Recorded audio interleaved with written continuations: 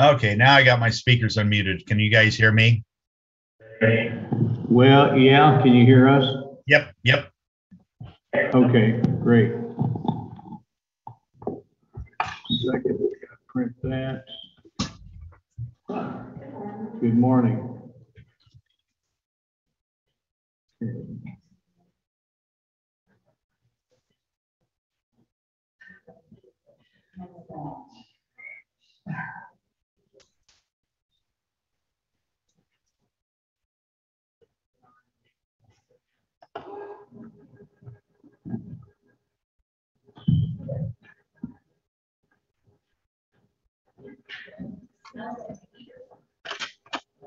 Does it?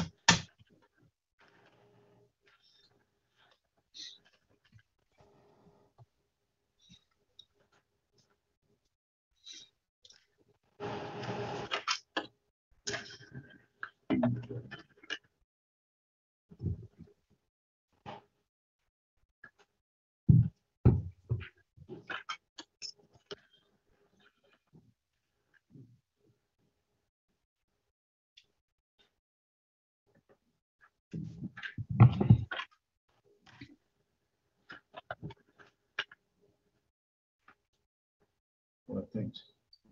Working hard. Print that page.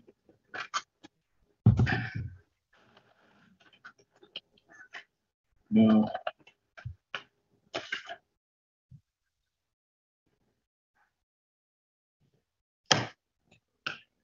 Very good.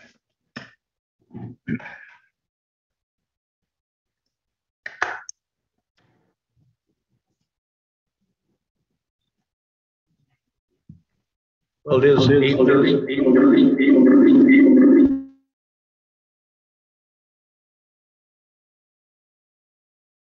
All right, it is 8:30, and I'd like to call the meeting to order. Any objections to our agenda today? If not, could somebody make a motion to approve it? I'll make a motion to approve the agenda. I'll second. Okay, motion by Holmes, second by Armstrong. All in favor, say aye. Aye. Okay, motion carries. All right, if we can stand for the pledge, please.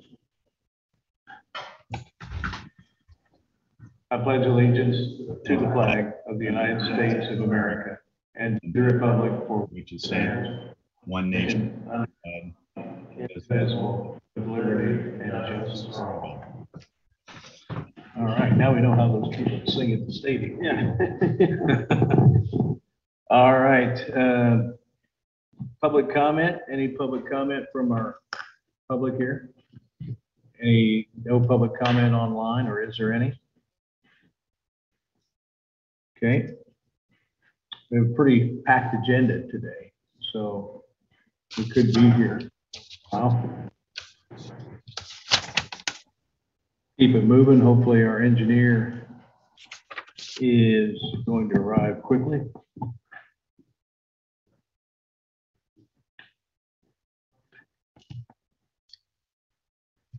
While you're waiting, do you want to move the next item up? Would that be okay? Yeah, that'd be great.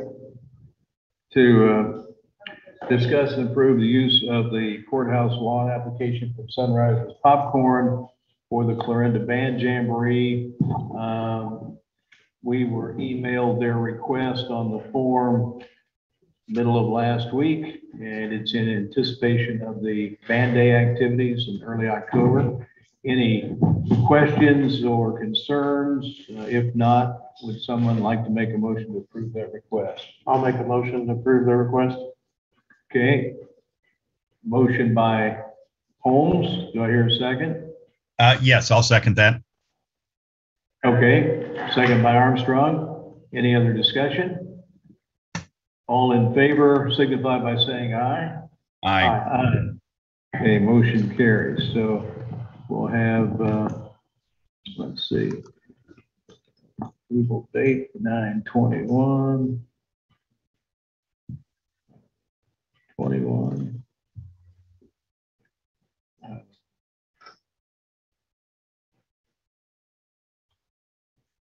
So great. Will the auditor's office notify them? Okay, thank you. All right, JD, good morning to you. Good morning. Fog seal work half done at Braddyville, Good. and they have moved to J20.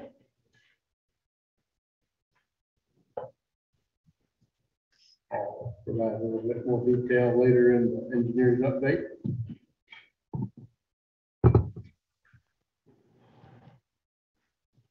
Thank you. Go.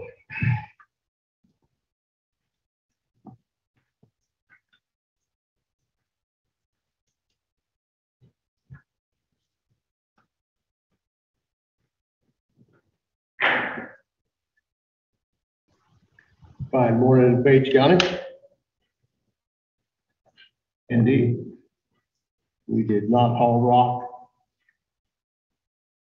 yesterday, and we're hauling rock today to various spots. Yesterday, we were rolling in Northport with our tandems, following up on the auto seal work that was done over the weekend. The blades are out with the rain, although it was a bit spotty, it certainly helped.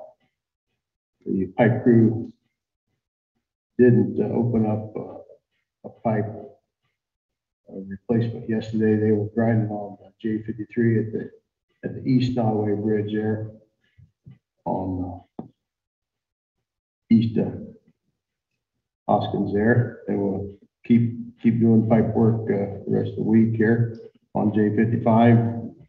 Spade branch crew should be finishing up over in the Shenandoah area and then moving to Nyman, M56 there north of J20.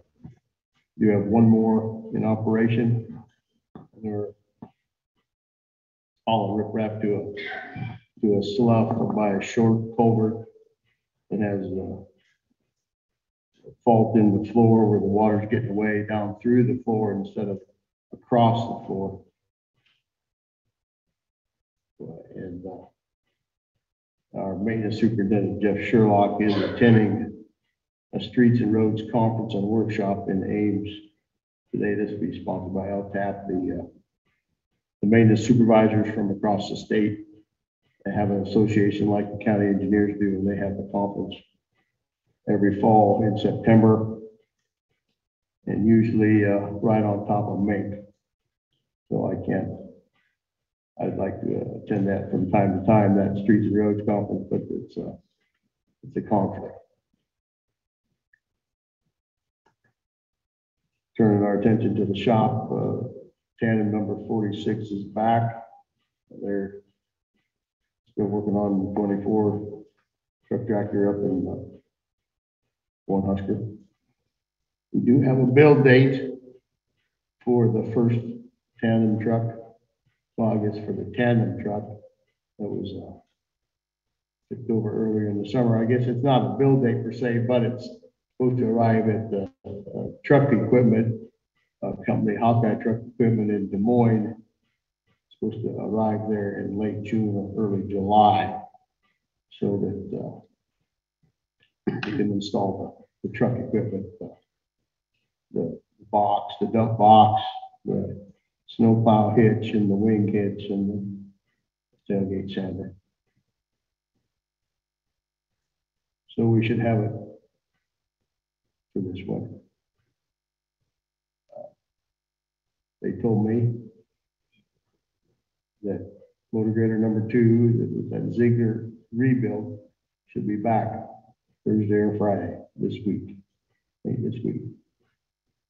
And we're still looking at numbers that the John Deere people, Murphy Tractor has put together with a complete engine, you know, the remand package, it just take the engine out and put it back versus rebuilding our engine. They did pull ahead and found a couple cylinders were scored. So, you know, we can rebuild that for 33. I think that includes a head. They haven't, I haven't heard the result of the head testing yet. But, so you'll see there's some numbers, you know, if we just rebuild or if we just overhaul our engine, they don't do things like put another turbocharger on it or a water pump. They do take care of an oil pump, but there's some, you know, things that hang off the engine aren't replaced. And, you know, if there's to lose a turbo, then that sucks in parts, and that's hard on engines. So we haven't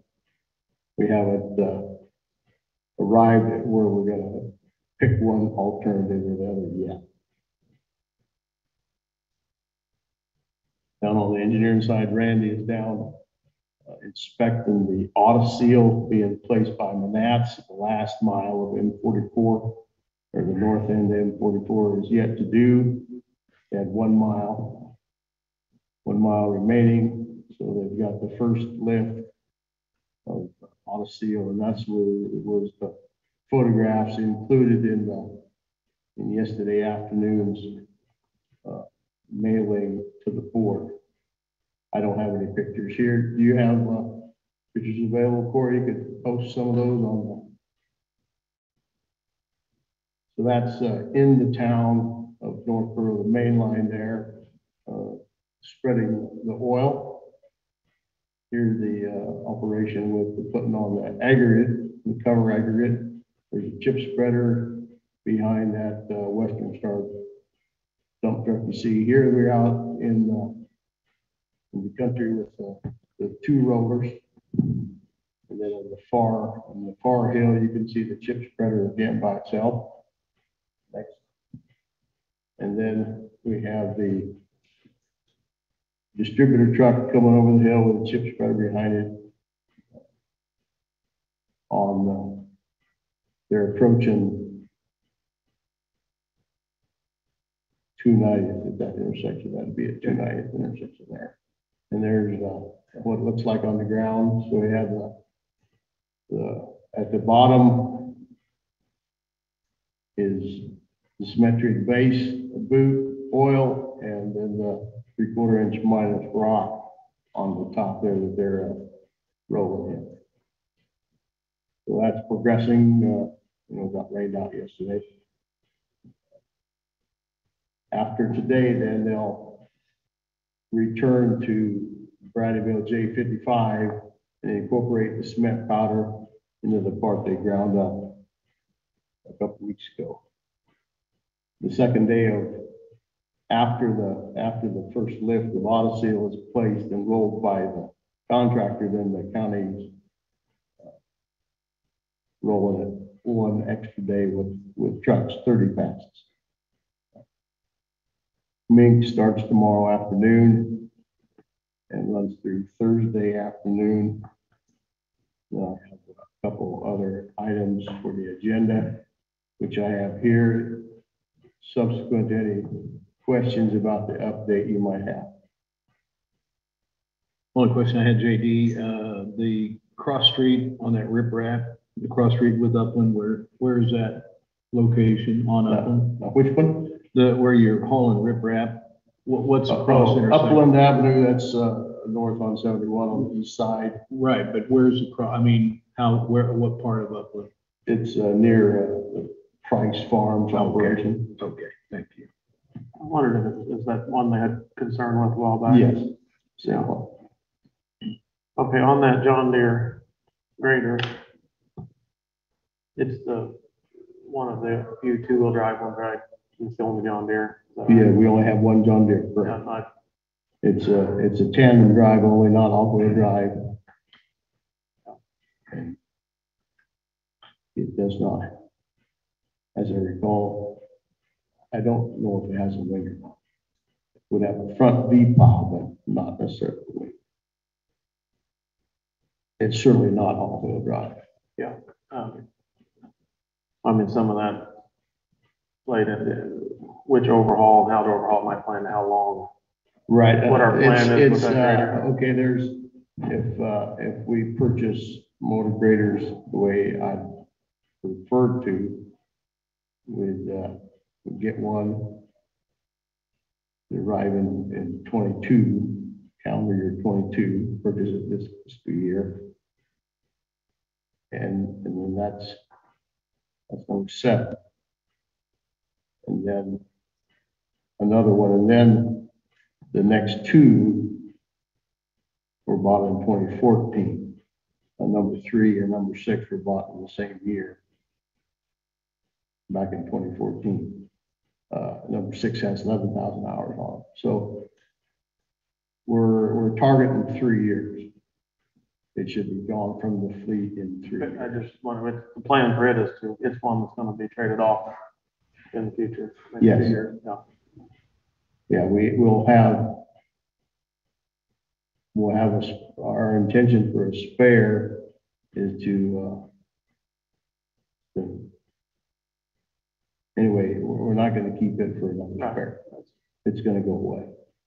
That's, I'd talked to the guy that runs it, and that was kind of his idea too, thinking on that. So, okay. Any questions, Alan? No, none. All right, then, let's move on to the, We got title sheets and the funding agreement yet to sign. Yeah.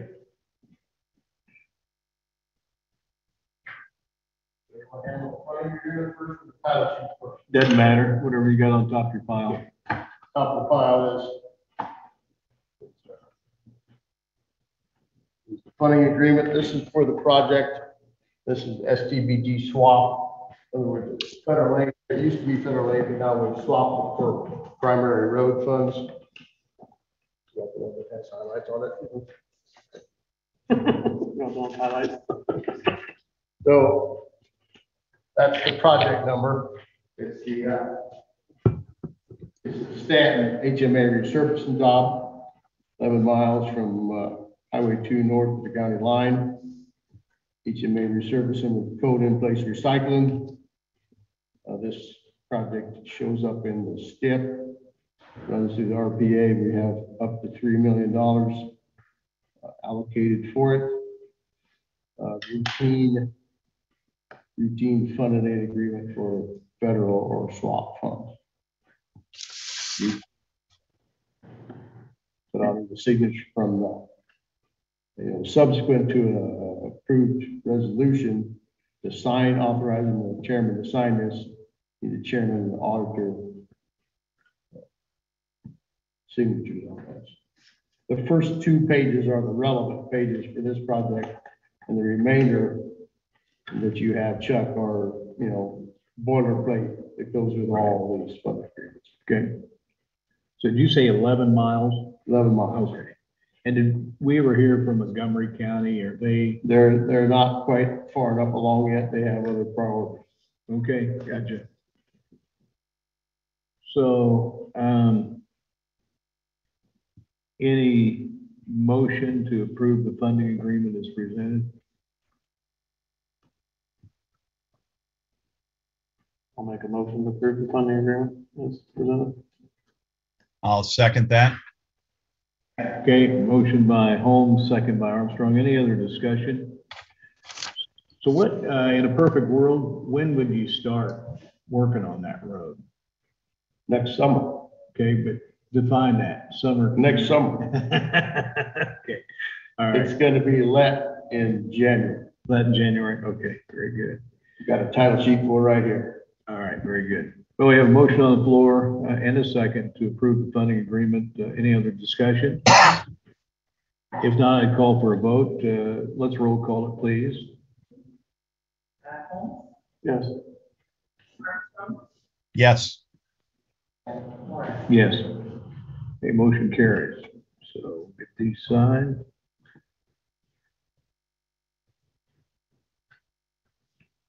And then the auditor, are you gonna take I'll these take it down? downstairs.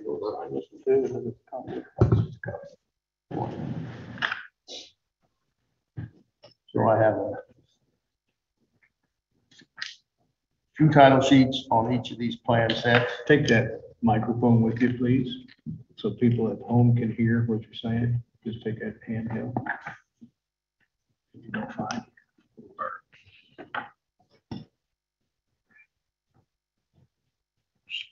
So I have two plan sets there with two title sheets. Okay, One plan set is for this HMA resurfacing that was just, funding agreement was just approved. The other plan set is the seal coat plan set that includes D Avenue. Also let in January for work next summer.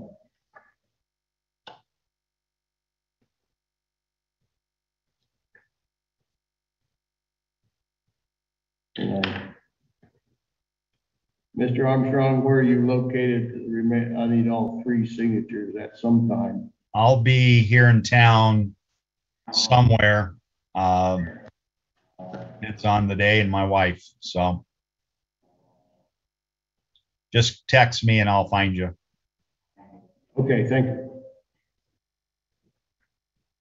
We can handle these together if you want, or separate. so the one, These plans are both in the 5-year program for accomplishment this year. you said B Avenue? Did I?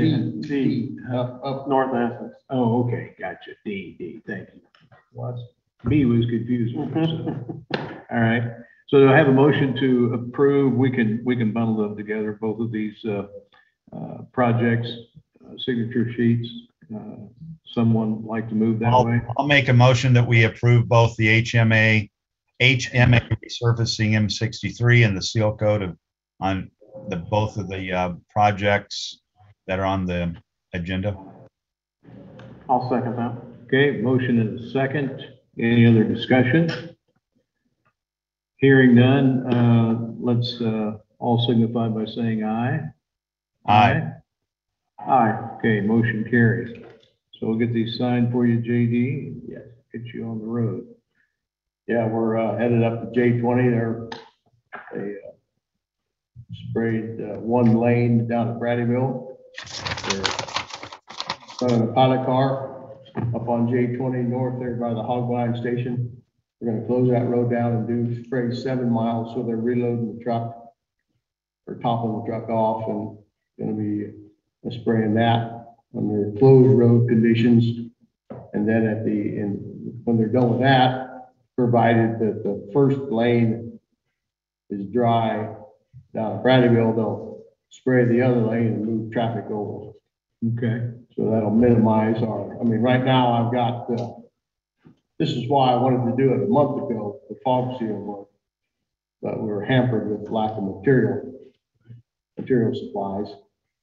Because I've got contractors tromping on one another for, the projects are right together. Right. So, but we're met.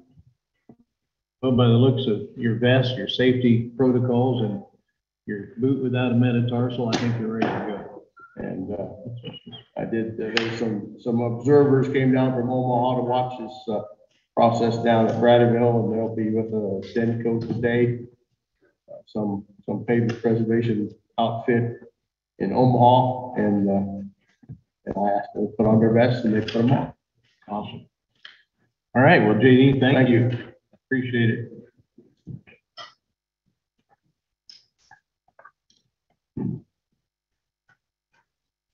Okay, we're a few minutes ahead, but let's go ahead and delve into, no, I guess we're a couple minutes behind, delve into the tax abatement request.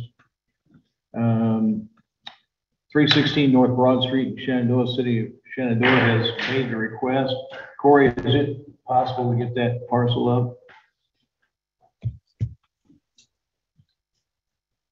And just for those of you that aren't aware, that parcel had a fire in it, was completely destroyed, probably a little bit over a year ago, I'm guessing. So it no longer looks like that. So the city's gonna take it on, clean it up and get it back Yep. on tax rolls, I assume? Yes. Okay.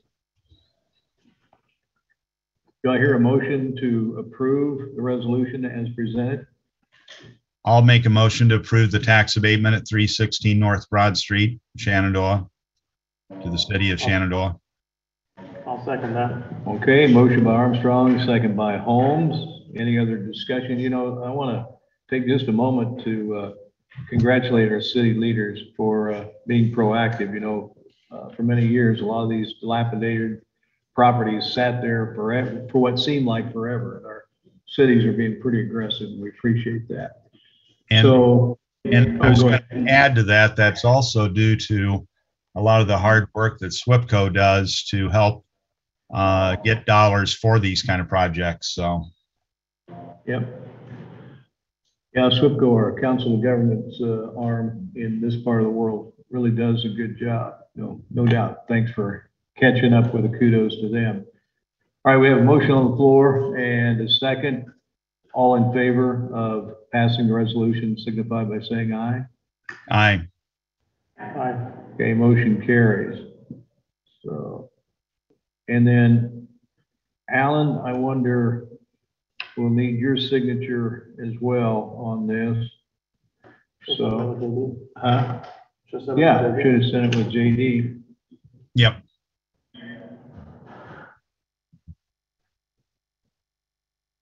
Okay, thank you. All right, I will give this to you, Christy. Okay, we're a little bit ahead of schedule, but I think we have Jerry Berggren here.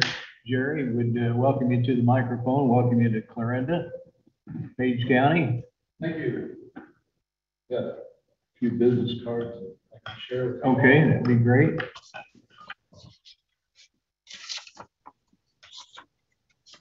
Take one for our partner Al, who is joining us virtually today.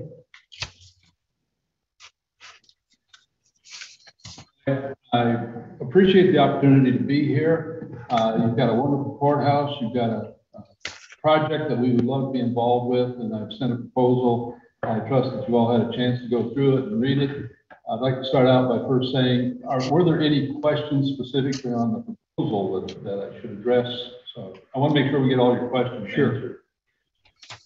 You know, I don't have any immediate questions. I think you've done a great job in the proposal, showing us your experience level and your passion for. In fact, when we made contact with you when the fire occurred, you were here, and you've indicated that. Right. It was a family connection. I can't really remember all the connections, but really seeing this building come out of the ashes, and I did visit it shortly after it was completed. It's a real tribute to Page County, the government, the board, the citizens. And when I was here recently, I read the plaque on the wall of all the people that contributed to making sure the building got put back together. That's huge. That shows a lot of community support. So when you looked at the project, were there any pieces of the project that gave cause for concern, or is it a pretty straightforward project in your view? By and large, it's pretty straightforward. The only thing that and I stressed it in my proposal, the only thing that I'm a little concerned for is the size of the windows. Of course, it's insulated glass, and the way insulated glass has been made over the last 30 years or so, it's got a metal frame to it, and they're sandwiched together, argon gas put inside of it. And a lot of times there's a low E coating to cut down the UV filter in. And that sounds like a really good system, and it is, except that the seal generally lasts at least 10 years, but it begins to deteriorate over time. And I'm sure you've all seen thermal glazed windows where it's fogged over. The seal is broken. And the problem seems to be worse when you get larger pieces of glass and when you get further out of square. And if you look at your windows, basically throughout the building, but particularly in the courtroom, they're relatively narrow and really tall. And so that seal is a concern with that process. Let me grab one thing. We haven't done this yet, but I wanted to share this with you. It's a new process, not a new process, it's actually renovating an older process. Back in the day when my parents put thermal paint in their house, look at it. It was welded glass. It did not have that metal connector. And we have discovered that there are companies, this is one of them, that are going back to that process. You can have that and pass around. I'd really like to look into that. Like I said, we haven't done it before, but it's going back to the old system. When it was a welded glass as opposed to having a metal frame, baseballs were its biggest enemy. The seal never broke. It was kids. I broke my own parents' window. That's why I know about that. But at any rate, I don't know that we would recommend that, but it's very, very promising. And we want to get samples and bring it here, show you before we ever committed to that. But if that is possible, and we want to work with the window manufacturer, make sure they had access to it. If that's possible, I think that would eliminate the failure of the thermal glazing that we know is going to happen eventually. It should last at least 10 years on any window. But the longer it goes, the more likely it'll be that you have to replace the glazing in those windows. The windows we have right now are 30 years old or whatever, but the trouble is the mechanics, the hardware inside them, they're not staying up. Right. All now. Right. That, and Gene showed me that when we were here. I think most of your windows are now sealed shut. Mm-hmm. But in examining the original drawings, and Gene found them and showed them to me, this is in my opinion, this is probably an EFCO window. We never did find a label on it, but it's a window that was designed as a storefront window, which is fine, no problem with that, but storefronts are generally stationary. And they just didn't have a concept as to what the hardware needed to be to support the size window. They probably got great function out of smaller windows, but again, you don't have small windows outside of the basement. They're all big, and the strength, the quality of the hardware, I'm sure it worked fine for smaller windows, but it was just oversized. That was 30 years ago, and I've been in preservation long enough to realize that we've learned from past experience. Things have gotten a lot better. The operation of the windows are much better. One of the examples that I've had in the proposal was Johnson County. That was done in the 1983 job bill, and the hot thing then was to take the original windows, route them out, put thermal glazing in them, and leave the original wooden sash. Well, we knew that was adding weight, so we made the upper sash stationary and took the sash weights and applied both of them to the lower window. So we had double the. It was a terrible idea. We've replaced a lot of the wood to get it trued up, but they were so heavy. It was a similar problem to what you experienced. And we've learned from that that's not the way to do it. If you're going to keep the original windows, which is not the case here, we push for storm windows because they're just fashioning that just didn't work. I mentioned in the proposal, we follow the recommendations of the National Park Service and the Secretary of Interior's standards. They've changed. They've recognized where things weren't as good as they could be, or what seemed like a good idea at the time has improved. So we follow that along just almost religiously to try and stay on top of the latest preservation efforts. And one thing that I tell a lot of clients, when you hear the term, they don't build them like they used to, it's true beyond its surface.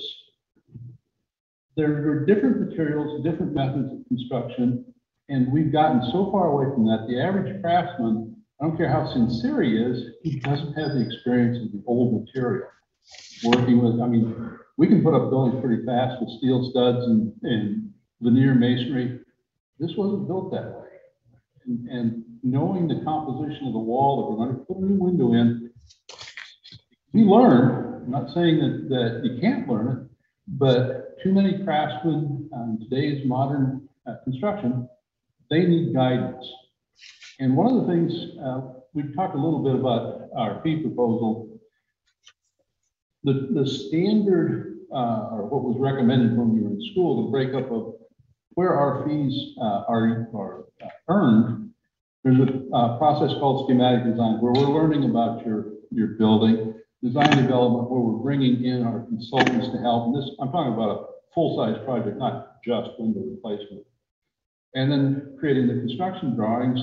And the fourth phase is finding the contractor to do the work, bidding or negotiating, and then construction administration is the final phase. I bring that up because in the final phase, most architects figure they're going to earn about 20% of their fee during that time. We have restructured that in working with existing buildings, and especially historic buildings. We budget 30% of our fee minimum during construction administration because we know there's going to be questions.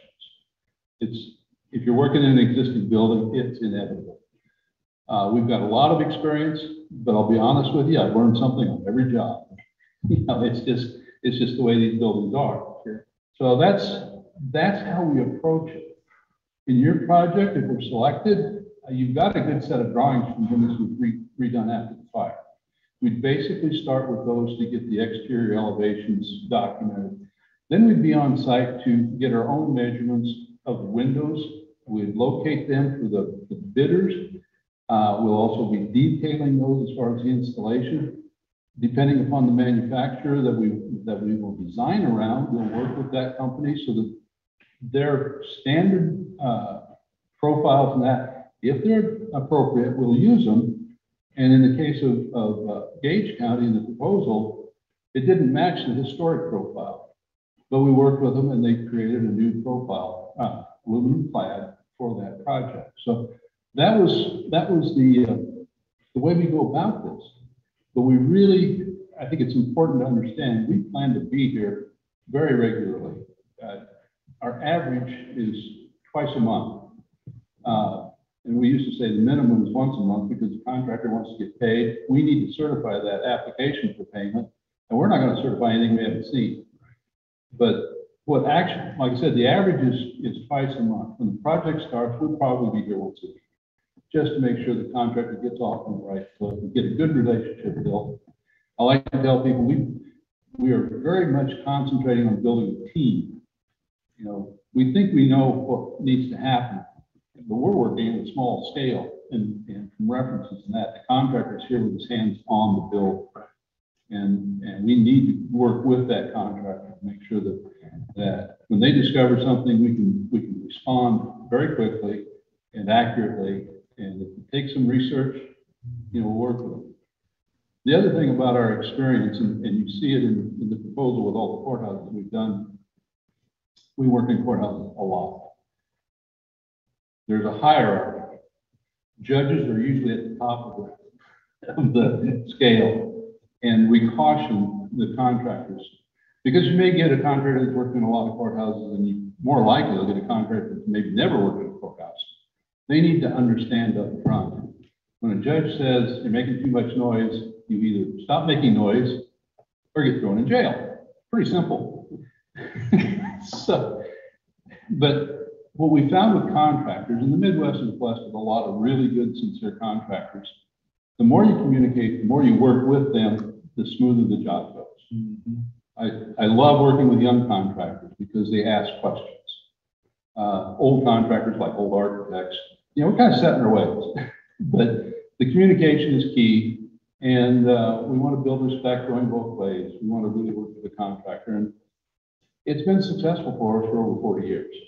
And we like doing that. We like seeing our projects completed in a timely, within a budget, and to everybody's satisfaction. So, like I said, I really didn't have a formal presentation. This is just me being me. And, you know, if you have questions or comments, I'd love to respond to them. Sure. What, I know it's hard to guess from the perspective of what you know at this time and what's going on in the world with supply and demand, but how big is our project? I mean, if we replace all these windows, how much money would you guesstimate that's going to cost? I haven't done specific measurements, obviously, but I almost hesitate to say it, but I'm guessing you're looking at between $200,000 and $300,000 minimum. Okay. And I'm glad you brought that up, because it's one of the first things that we have to do is figure out what is a reasonable cost estimate, figure out what your financial capabilities are, and make sure they work together. I don't believe I've ever had a county that had more than enough money to do their project. So we've learned over time, we have to phase things.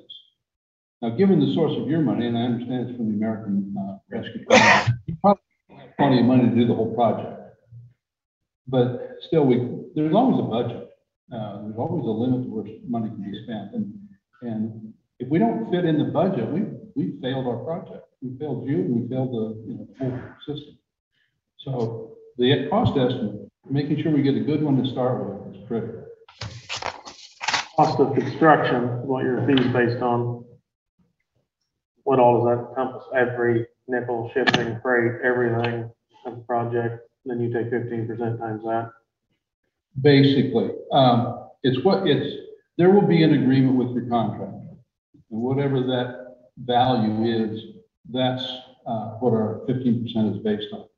There may be, I can't envision it for your project, but for instance, there are, well, Gage County, there was a lot of things that were done by the owner.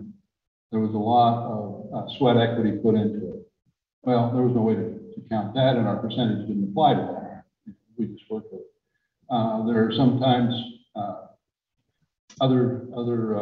well, for instance, we're working over in Auburn, Nebraska on a project.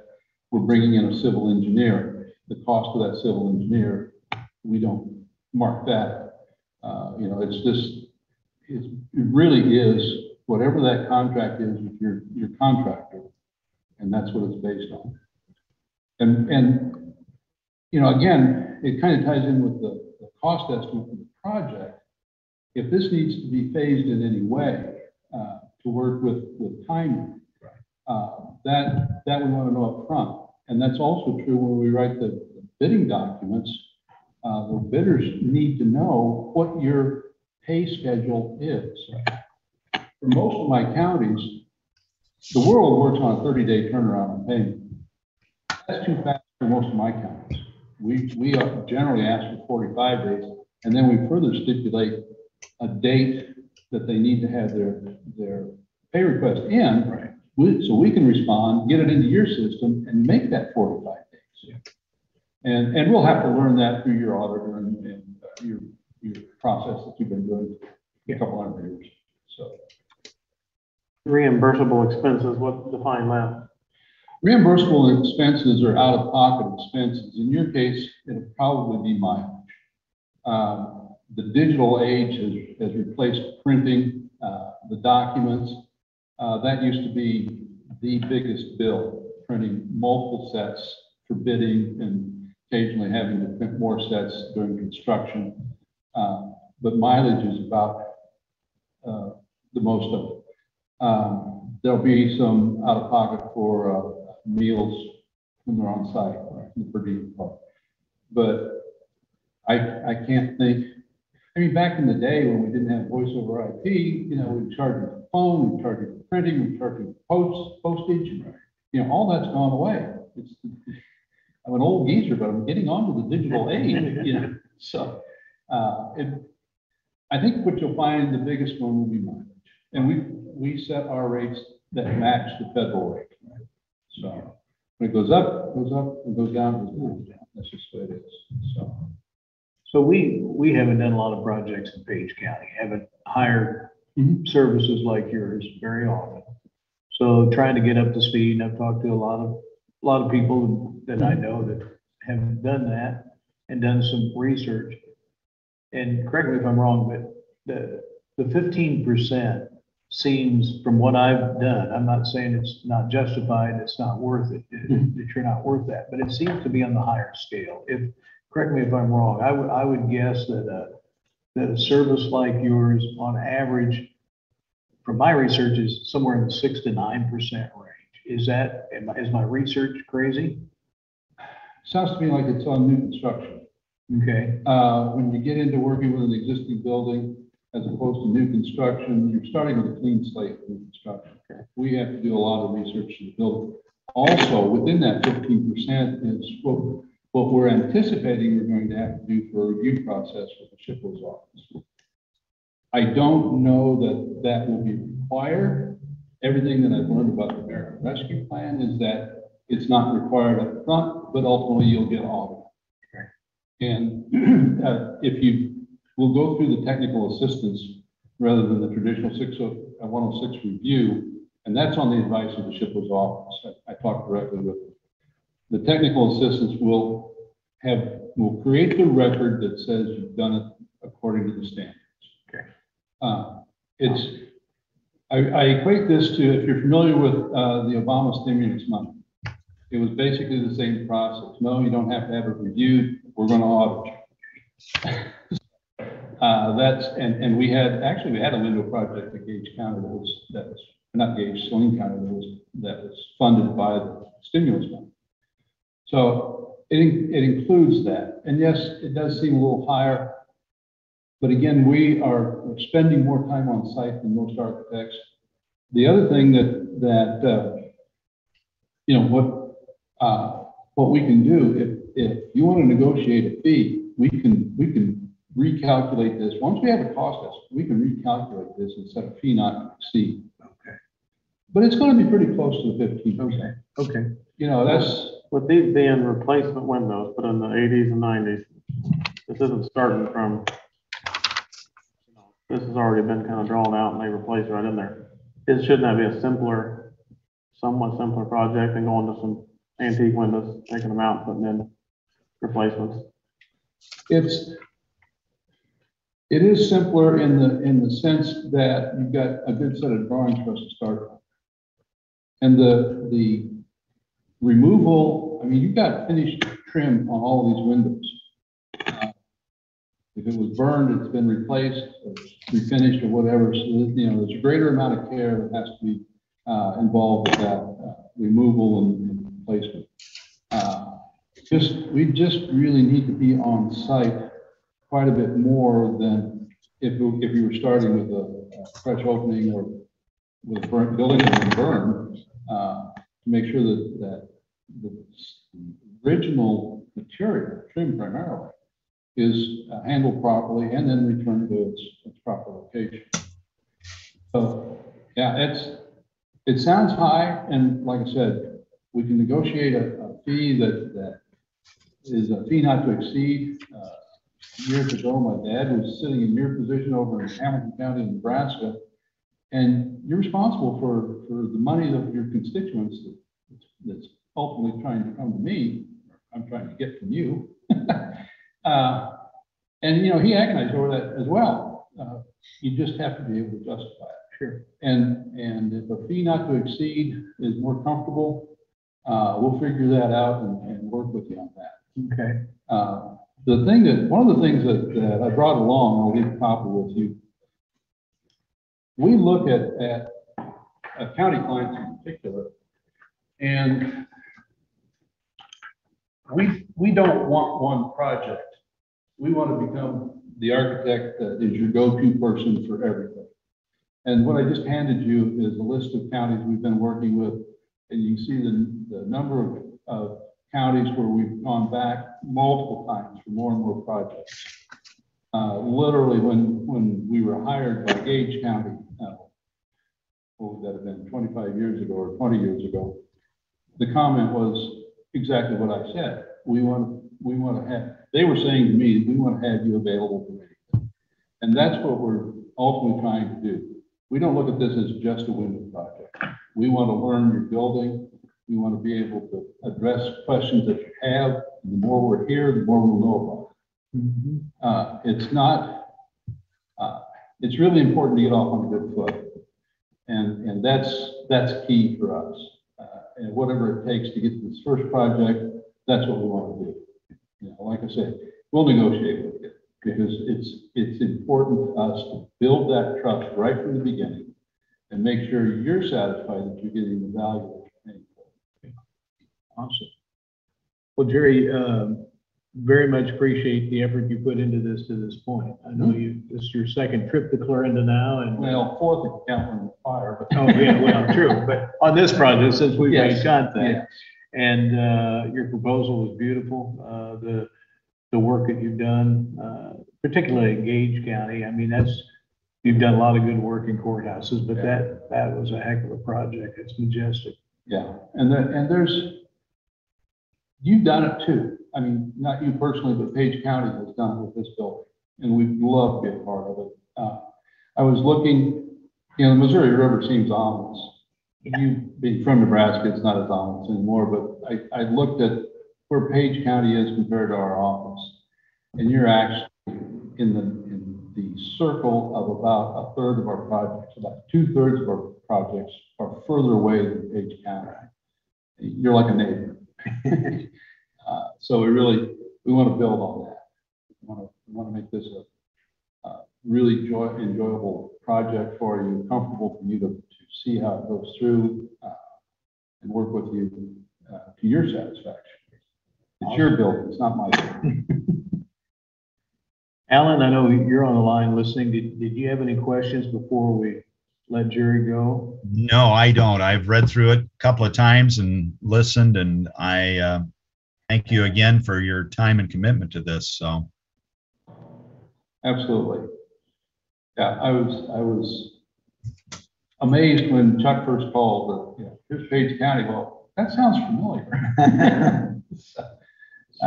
So if there's any questions, you got my card. Yes. Feel free to call. We're happy to answer questions. We want to work with you on this project, like I say, to your satisfaction. It's your building. It needs to be done the way you want it done. All right, excellent. So now you are in the digital age. You've got a QR code on your business Thanks, card. Gary. So- I don't know what that means. I don't know what it means either. No, I guess we point our phone and then go to your website, but Yeah. excellent. Yeah, I appreciate it. Yeah. Thank you so much. Yeah, thank you. And I'm delighted to hear that the drawings were found. I did not know that until you. Oh, told me. yeah. Well, Gene is a huge asset. I mean, he knows. And I don't mean to insult boards, but I'd rather talk to the custodian because he knows the building. Yeah. You know? I don't blame you. I'd rather talk to the custodian than You know, us. and I haven't met a custodian yet that isn't in love with their building. These buildings they're iconic. Seriously. They represent the community. And I think the custodians, the maintenance or the facility managers, I think they understand that better than the average person. You know, they really want to take care of it. You know, I'm glad you mentioned that because I almost let you get away without asking this question that we had talked a week ago about asking you. Oh, okay. Recently, we were approached by a firm that was trying to explain to us that we have a huge problem with moisture in our walls. And they were looking for business to sell some product that uses radio waves to dry the foundation. And so generally speaking, on buildings such as this, are there issues of concern for foundations in this part of the country where we have so much moisture? The short answer is yes. Okay. The better answer would take a while to let you know. We find it all the time, and a lot of times it isn't as much Mother Nature as inappropriate landscaping, lawn irrigation, site drainage. I don't know if you recognize it, but the older a building gets, the more it seems to sink into the ground, or vice versa, the ground is growing up around it. Most of these buildings had a decent foundation with some sort of damp proofing. And what's happened over time, the grade around the building has gotten above that level of damp proofing. Okay. The project that we're doing, we just finished one in Wayne, Nebraska, and we're doing it over in Auburn. It's going to be out for bids here this week, is to create a drainage system for the water that's coming off the roof, capturing it in a grade level gutter and directing it directly into the storm sewer system, rather than letting it leach out in the ground there at the base of the building. That also allows us to immediately next to the foundation, bring the inside of that gutter down to where it's supposed to be, and the outside becomes literally a retaining wall to hold that grade that has grown up at bay. Okay. So what I think, I understand what you're saying, but this is something that was presented as radio waves, some kind of a thing in the basement that does something. Have you ever heard of, I'm trying to find the papers on. Alan, can you describe how it works, kind of? Maybe you read about it.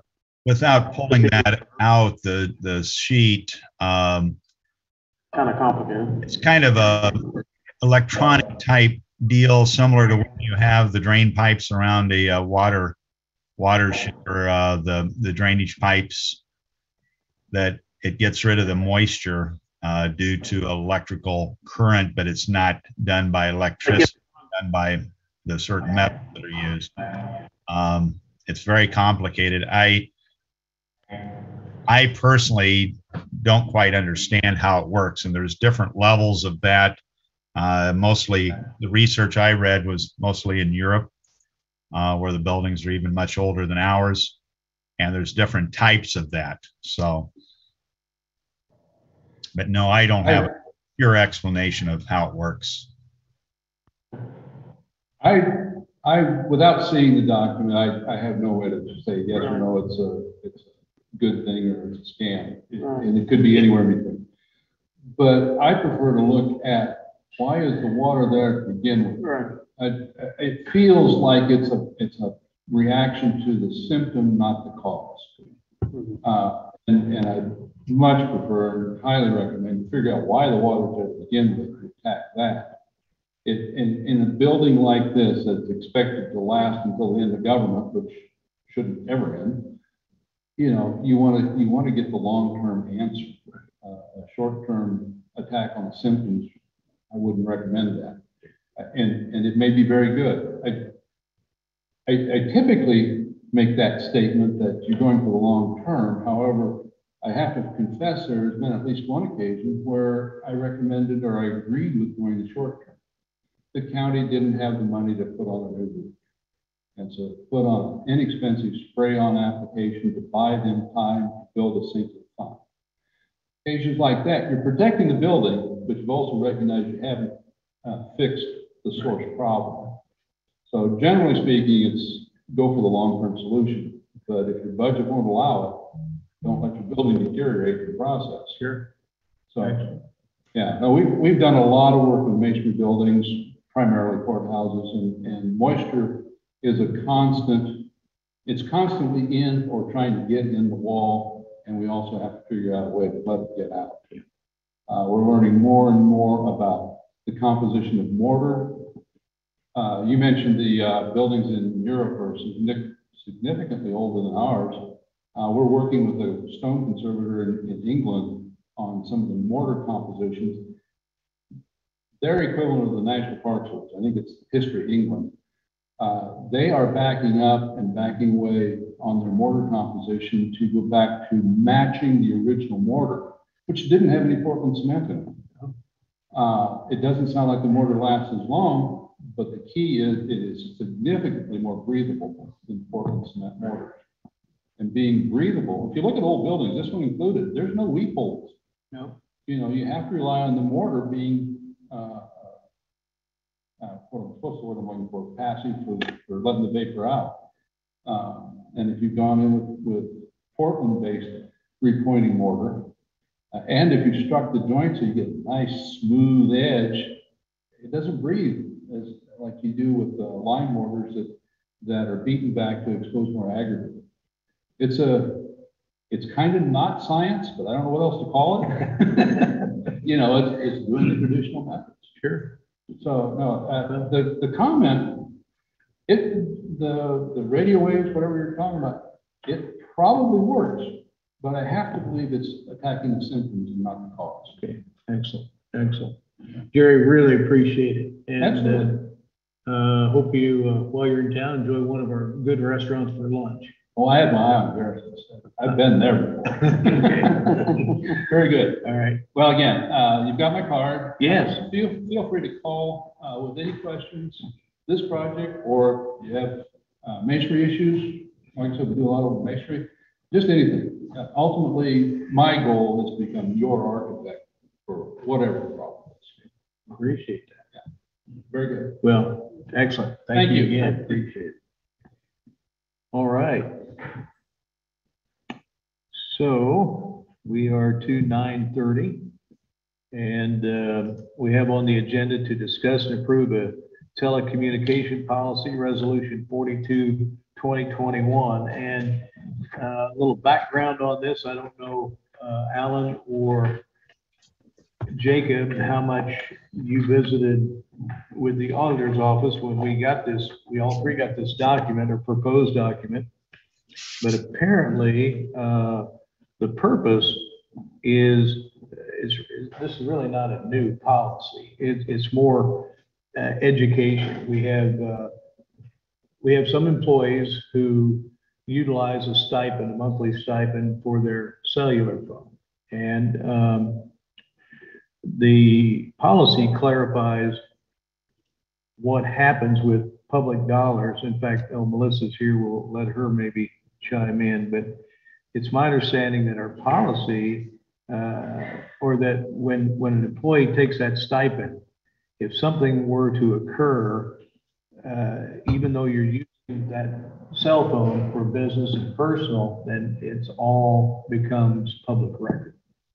So that if there's a question, and Melissa, can you come up and kind of backfill, please, because you were explaining it, I'll probably not get all the details, but we have some miscommunication among employees who are taking the stipend, believing that their personal stuff is not subpoenable if that were to be needed. And this document, this policy, based on Iowa law, allows people to know, no, that's not correct. So with that being said, I'll quit talking and let you explain it. I think that's the gist of it.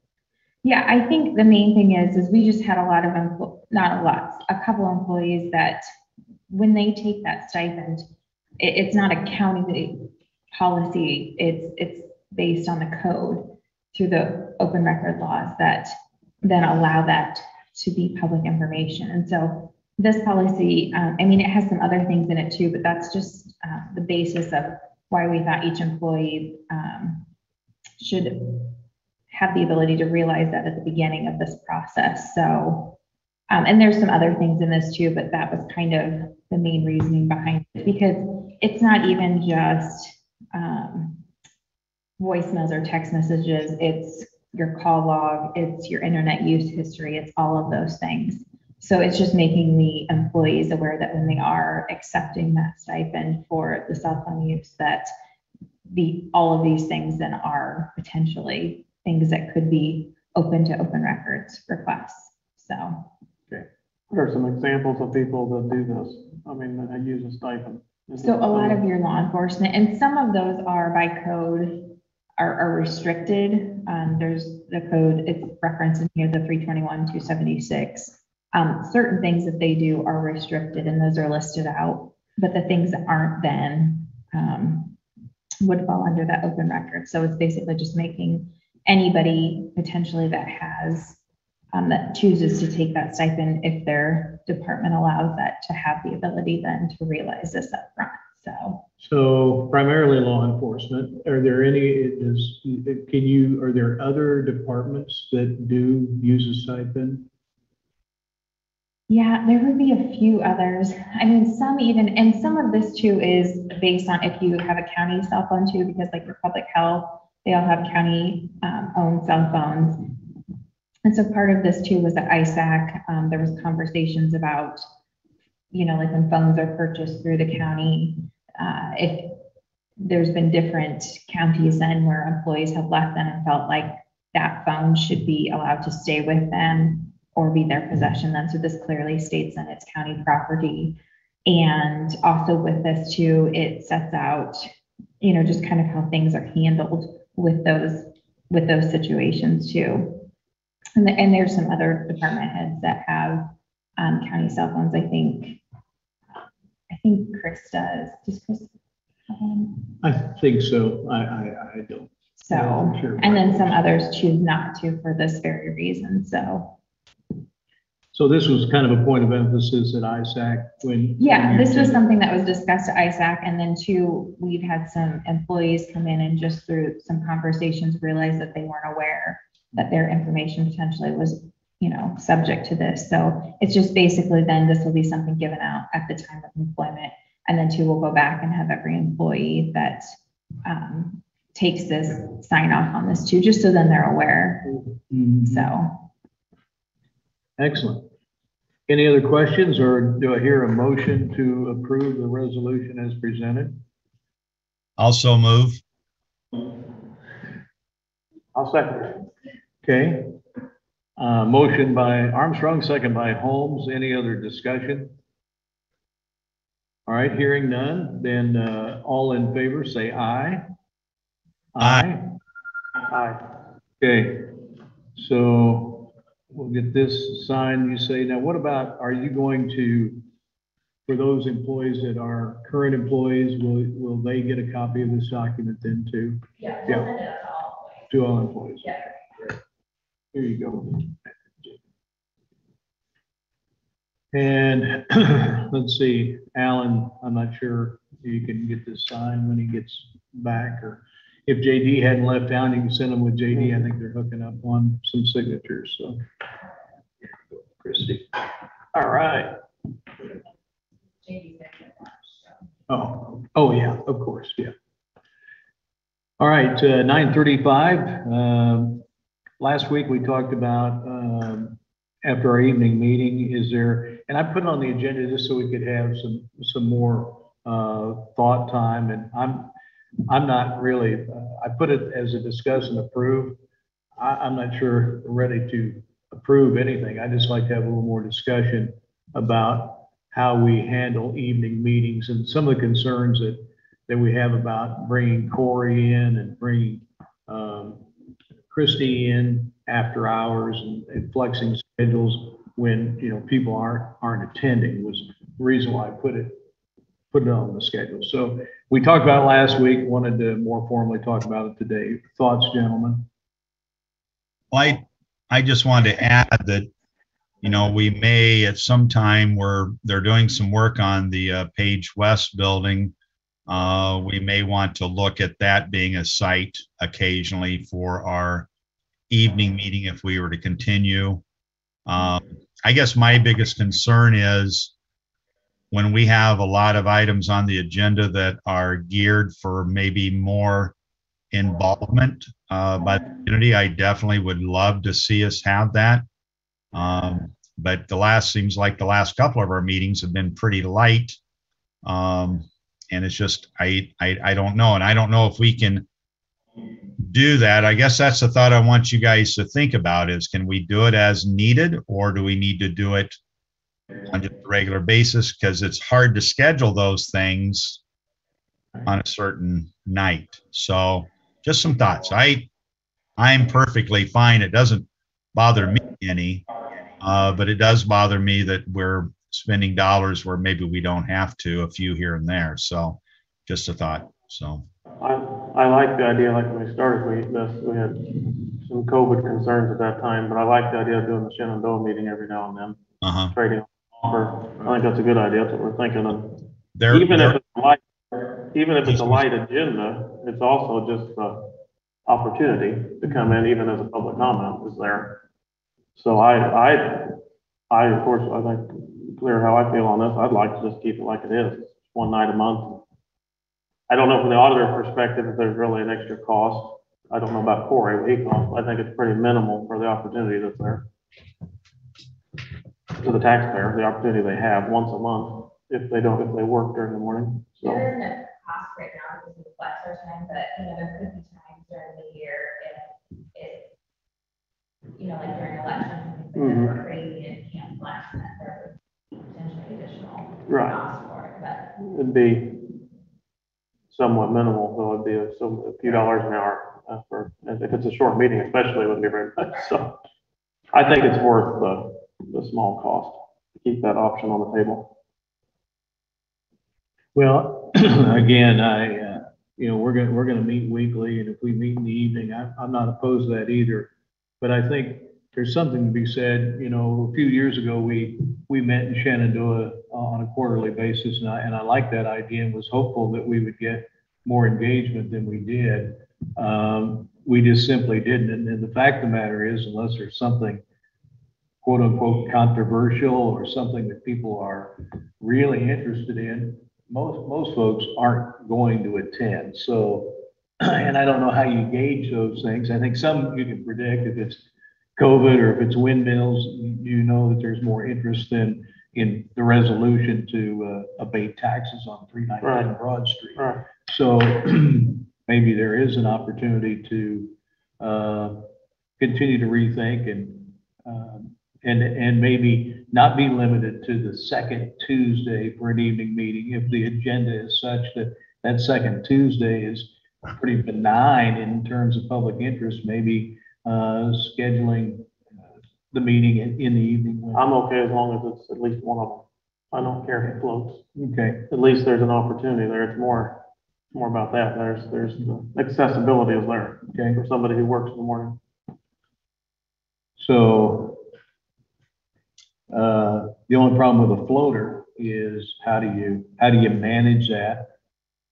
You know, if your goal to have the floater is to make sure that the agenda has more universal interest, and maybe you have 3 or 4 meetings where you don't have universal interest, would it be okay to say the 4th meeting, then we're just to take our monthly commitment to being in the evening? I don't think so, because again, it's I've over the years had to come in as just a member of the public to talk or whatever. I mean, so that opportunity is there, and if you work somewhere, you couldn't really do that very easily. It's just an opportunity. That's at a pretty low inconvenience. So if you want to just keep the second Tuesday, and then if something comes up some month, well, let's move it. Because I think that's more keeping us very accessible to the public. Additional thoughts, Alan? I think that's fine. The only thing, and I just, if we can revisit the 1st and 3rd, the second Tuesday is also the night of the city council meeting here in Shenandoah, and I'm not sure how that relates to you guys. I know the third Tuesday I have a meeting. I don't know if we'd want to look at, you know, that or maybe an hour earlier, just so it allows if somebody from Shenandoah has an item that they want to come visit about or join, they can. That would be, if it would be something that would be somewhat city county related. That would be the other option on the second Tuesday, would be to move it up an hour. So we discussed that. I think Chris was on there at the 5 o'clock time, which they're hard to get anybody to come. A lot of times people are just getting off work. I do understand it's the night of the Shenandoah. mm-hmm. There's second and 4th Tuesday, is that right? And 4th, yeah. I don't know if the first one's a problem. I can't remember if I have anything on the first Tuesday of the month, if that helps. Yeah. Well, I know the second Tuesday of the month, the Conservation Board meets, and thank you for going out there the other night. And sometimes they appreciate if one of the supervisors is at their meeting. Yeah. So, yeah, I don't know. You maybe want to flip-flop it to the 1st? Is there any known conflicts on the 1st? I don't have anything that I'm aware of. Conservation starts at 7 also. Yeah. Well, I start at 7, but if we start at 6. We could still make it if we have to, maybe, because a lot of times it isn't that long. Is that the 1st? Conservation's the 1st? No, they're on the Second. second. Right. Yeah, I'm all right with the 1st. I don't mind. What's that? I said you can elections, but that's. Oh. Yeah, that would be So by moving it to the first Tuesday of the month, you'd avoid skipping it on a month that has a Tuesday election, which would be the second Tuesday. And we free up Shenandoah City. Yeah, so That's you fine could have with it me. west, could have it at West Page occasionally, and, okay. So do I hear a motion to move the weekly meeting to the first Tuesday rather than the second Tuesday? I'll make that motion. I'll second. Okay? 6 PM. Huh? At 6 p.m. At 6 PM, okay? So the motion is first Tuesday by Holmes, seconded by Armstrong, 6 PM start time, beginning in October. All in favor, say aye. Aye. Aye. Okay, and we'll see about getting things scheduled. Speaking of West Page Building, do you have an update on where they're at in terms of construction? I know they're waiting on G construction to start. I haven't been out there. I didn't make it out there yesterday to see how far they got. They've got the inside firmed up so where they can do the outside work next. So that's all I know. They're working, but not sure how quick. So hopefully by November, December, we could I have. did talk to the insurance fella, left him a detailed message the other day. I've not heard anything back to him, and I suggested that he relays directly to G's and at McNeely's and to Kyle Taylor with Integrity just to confirm everything, to see if there's any other issues that they've noticed. So. Okay, wonderful, wonderful. All right, so moving to 9:45, discuss approve backfilling funds needed for Wellness Committee vaccination incentive for employees on Page County Insurance. Last Tuesday, I believe it was, the Wellness Committee met, and an idea that was discussed was to incentivize employees who have or will be vaccinated. And the committee was not real vocal either way. There was some dissension in the committee about whether that's a good thing or a bad thing. Since this has been published, I've taken several comments and have given a lot of thought to this and trying very, very hard to separate personal feelings from feelings of what is the right thing to do. Clearly, I think we can all agree that anything related to COVID or anything related to vaccinations, there are generally two schools of thought, and it's pretty divided. I got vaccinated and believe in it, but that was my choice, and I think people in our country should have a choice to get vaccinated or not get vaccinated. I land on the side that vaccinations will help us through the pandemic. Not everybody agrees with that for whatever reason, and everybody's entitled to that opinion. My personal feeling is I got vaccinated. I don't want to be incentivized for getting vaccinated. I got vaccinated because I felt it was right for me and my family. I felt like having watched friends contract and die from COVID, I thought that even though the vaccination was pretty much fast track, I felt better taking a chance rather than contracting at age 66 and meeting that same fate. So that was my choice. I don't want to be incentivized for that. And I don't think it's right. I think the more I think about it, I don't think it's right to incentivize our employees for making that personal choice of getting it or not getting it. However, I would feel more comfortable in supporting our wellness and our public health to maybe offer an incentive for people who are deciding whether they want it or not. And I don't know if that's the right thing or not. I just know that in Page County, we're at 50%. I just think this is nowhere to spend tax dollars. You know, if somebody wants to have a bake sale and raise some money and do that, that's fine. Tax dollars should not be spent to incentivize somebody like a personal health decision. It's like a bribe.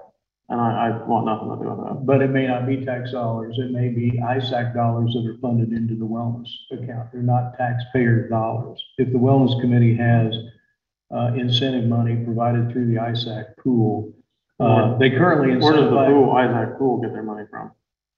the ISAC pool, they get it from the insurance premium side. So Which we pay the premium and that goes towards it eventually. I just think this is just a strange way of looking at this. And you kind of do too in a way, but I just think, if people are educated and want to get a shot, that's fine, whatever the shot might be. Doesn't have to be COVID. It's not just COVID we're talking about. So, but the backfill side, then pay in the rear, it's either, it sounds like a bonus or a bribe to me, and I just don't see any need to go forward with it anyway. It's from a county perspective, or any of our funds, or any funds we're in charge of voting on. Alan, your thoughts? Well, I'll have to say that I'm a lot like your thoughts were, Chuck. I got the shots because I believed in it and I wanted to do what I felt was best for me, and everybody does have their choice. I do, from looking at the costs in the county. Shenandoah Hospital gave me knowledge of approximately the average cost per person that has been COVID illness in the hospital has been about $16,000. And in Clarinda, the hospital costs have been about $24,000, the average case. I don't necessarily feel I deserve any bonus for getting the shot because I believed in it. I feel strongly from some of the information I've been reading about where the insurance companies are going and what they're doing. I'm more worried about down the road what it's going to do to our rates and the penalties that will be prescribed to people that maybe haven't taken the precaution, that the insurance companies are forced to charge different. I guess I don't think we probably want to get into this right now, into backfilling any dollars.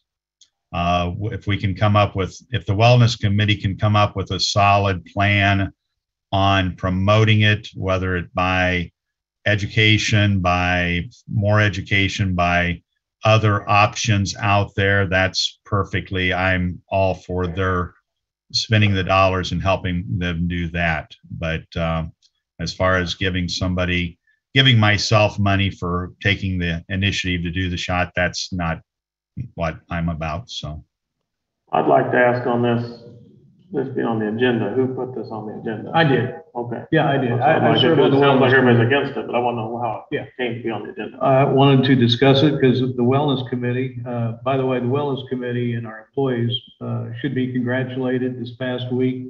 The incentives that are set forward in the annual plan by ISAC, the goals have been met by our employees, and as a result, Page County has qualified for another 5%, which is a maximum percent of discount. This year in real dollars, that was over $100,000. Our employees would be congratulated. I think that members of the wellness committee, not all, but many members of the wellness committee felt that in the realm of their mission, there's been nothing more wellness related than the debate about COVID and the pandemic. And I think that, incentives to this point through the ISAC program have been for such things as doing your blood draws, doing a financial wellness update, doing yoga, doing physical challenges. And I think the committee felt that getting a vaccination during a pandemic was a statement by an employee that they're committed to wellness. And people have a choice to get it or not get it, and nobody was going to be penalized. So I think that was kind of where the genesis of the conversation came from. And I wanted, but the problem is, or not the problem, well, it is a problem, that we have 76 people, I think, on our insurance plan. And I don't know the total number of people who are vaccinated or who have not been vaccinated. But if you give everybody $100 that's been vaccinated, you potentially could have $7,600. And so they don't think they'll have that amount of money and would need a backfill. Now, if you take out the previously vaccinated, I don't know how big a number, but that, to your point, Alan, maybe the wellness committee can go back there and discover the number of unvaccinated people and come up with some sort of a plan that they could fund with their budget. And, you know, this board never has told them they can't spend an incentive dollar out of their budget. I'm just curious, how would they discover who is vaccinated? Well, I don't know. I'm not sure with HIPAA how Should they be can pretty do that. private, yeah, I don't know how they would discover that. So I don't know how they could do that. I suppose that what they could do is say that say we're going to incentivize anybody who gets their first or second dose, depending on if it's Pfizer or Moderna, between these dates. Couldn't be taken any earlier than whatever date they start the program. It has to be qualified by the end date, and then you would know that it's newly vaccinated people. But we'll let them go back to work on that. Is what I'm hearing this group say. So probably need a motion to deny the backfill. I'll make a motion to deny the backfill funds, the wellness committee. I'll second that. Okay. All in favor, say aye. Aye. Aye. Aye. Okay, unanimous. Also, Okay. Chuck, just to further that on your passing back information, I know I'd read an email from relating to Fremont County and some of the work that they've been receiving on these topics regarding the September 9th signing of the bill relating to 100 employees or more. And even though we don't have 100 employees, but the fact that we're in Iowa, an OSHA state, that we may be targeted into that same group, I would suggest that maybe somebody from the Wellness Committee work a little bit and gather some information to see if there's any ideas from other counties to see what is out there. And also then again from ISAC to see what kind of recommendations, because there's going to be a lot of changes over the next 45 days, it looks like, regarding our commitment to vaccinations and so forth. So Yeah, on that topic, I spoke with our safety consultant, Mark Schaefer, over the weekend, who attended a Lee County Board of Supervisor meeting on Friday of last week. And I'll bring this up at our 4-county meeting with our engineers, but there's apparently a ruling that's going to be made relative to the executive orders by President Biden that will supposedly clarify the requirements of counties like ours that have less than 100 employees about social distancing, masking, and those kind of things. And the big deal that the Lee County Board of Supervisors is concerned about is if failure to comply with the standards could result in loss of federal money, which, you can call it extortion, you can call it whatever you want to call it, but it's out there. And sometimes we have to play the game. So we're watching that very, very carefully. Our federal dollars somewhere in the $300,000 to $400,000 range annually for bridge and road projects. And certainly we would have some tough discussions on whether we're willing to give those up or whether we're willing to comply with whatever regulations are part of that executive order. So yes, Alan, there will be. We'll send them a letter and say our rights aren't for sale. Well, you can say they can say this check isn't coming your way Well, too. that's the So way it is. yeah, I'm guessing we're the low man on that totem pole. So anyway, all right. Very, very good. Appreciate all the conversation. And we are going to take a 2-minute break and then get into our 10 o'clock. Jerry, is that right? Yes, it is. Jerry, pretty nice to meet you. It's Jacob Holmes. I'm Chuck Morris.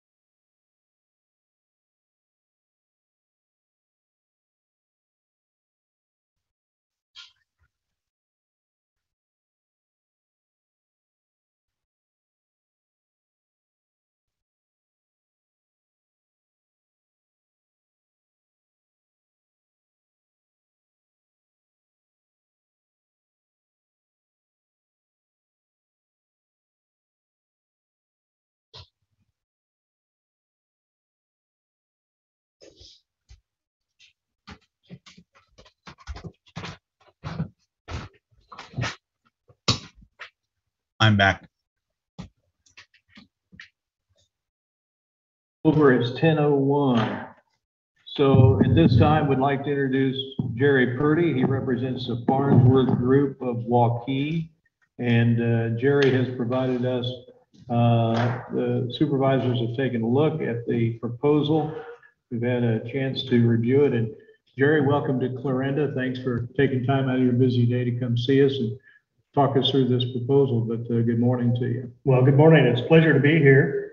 I always prefer to try to show up in person. I know with the COVID the last year and a half or so, it's been more challenging, but this is a part of the world I work in that I love doing. I enjoy getting out, meeting people and doing this sort of thing. So my pleasure to be here. It's a beautiful day for a drive, so you can't be driving in Southwest Iowa on a day like today. So just a little bit about me. I have been practicing architecture for, gosh, coming on 40 years. I grew up in Greenfield, Iowa. My dad was a county supervisor for about 20 years, so I know what you guys are up against with the phone calls at 2 o'clock in the morning and all that kind of stuff. So appreciate the work that you do for the taxpayers in this area.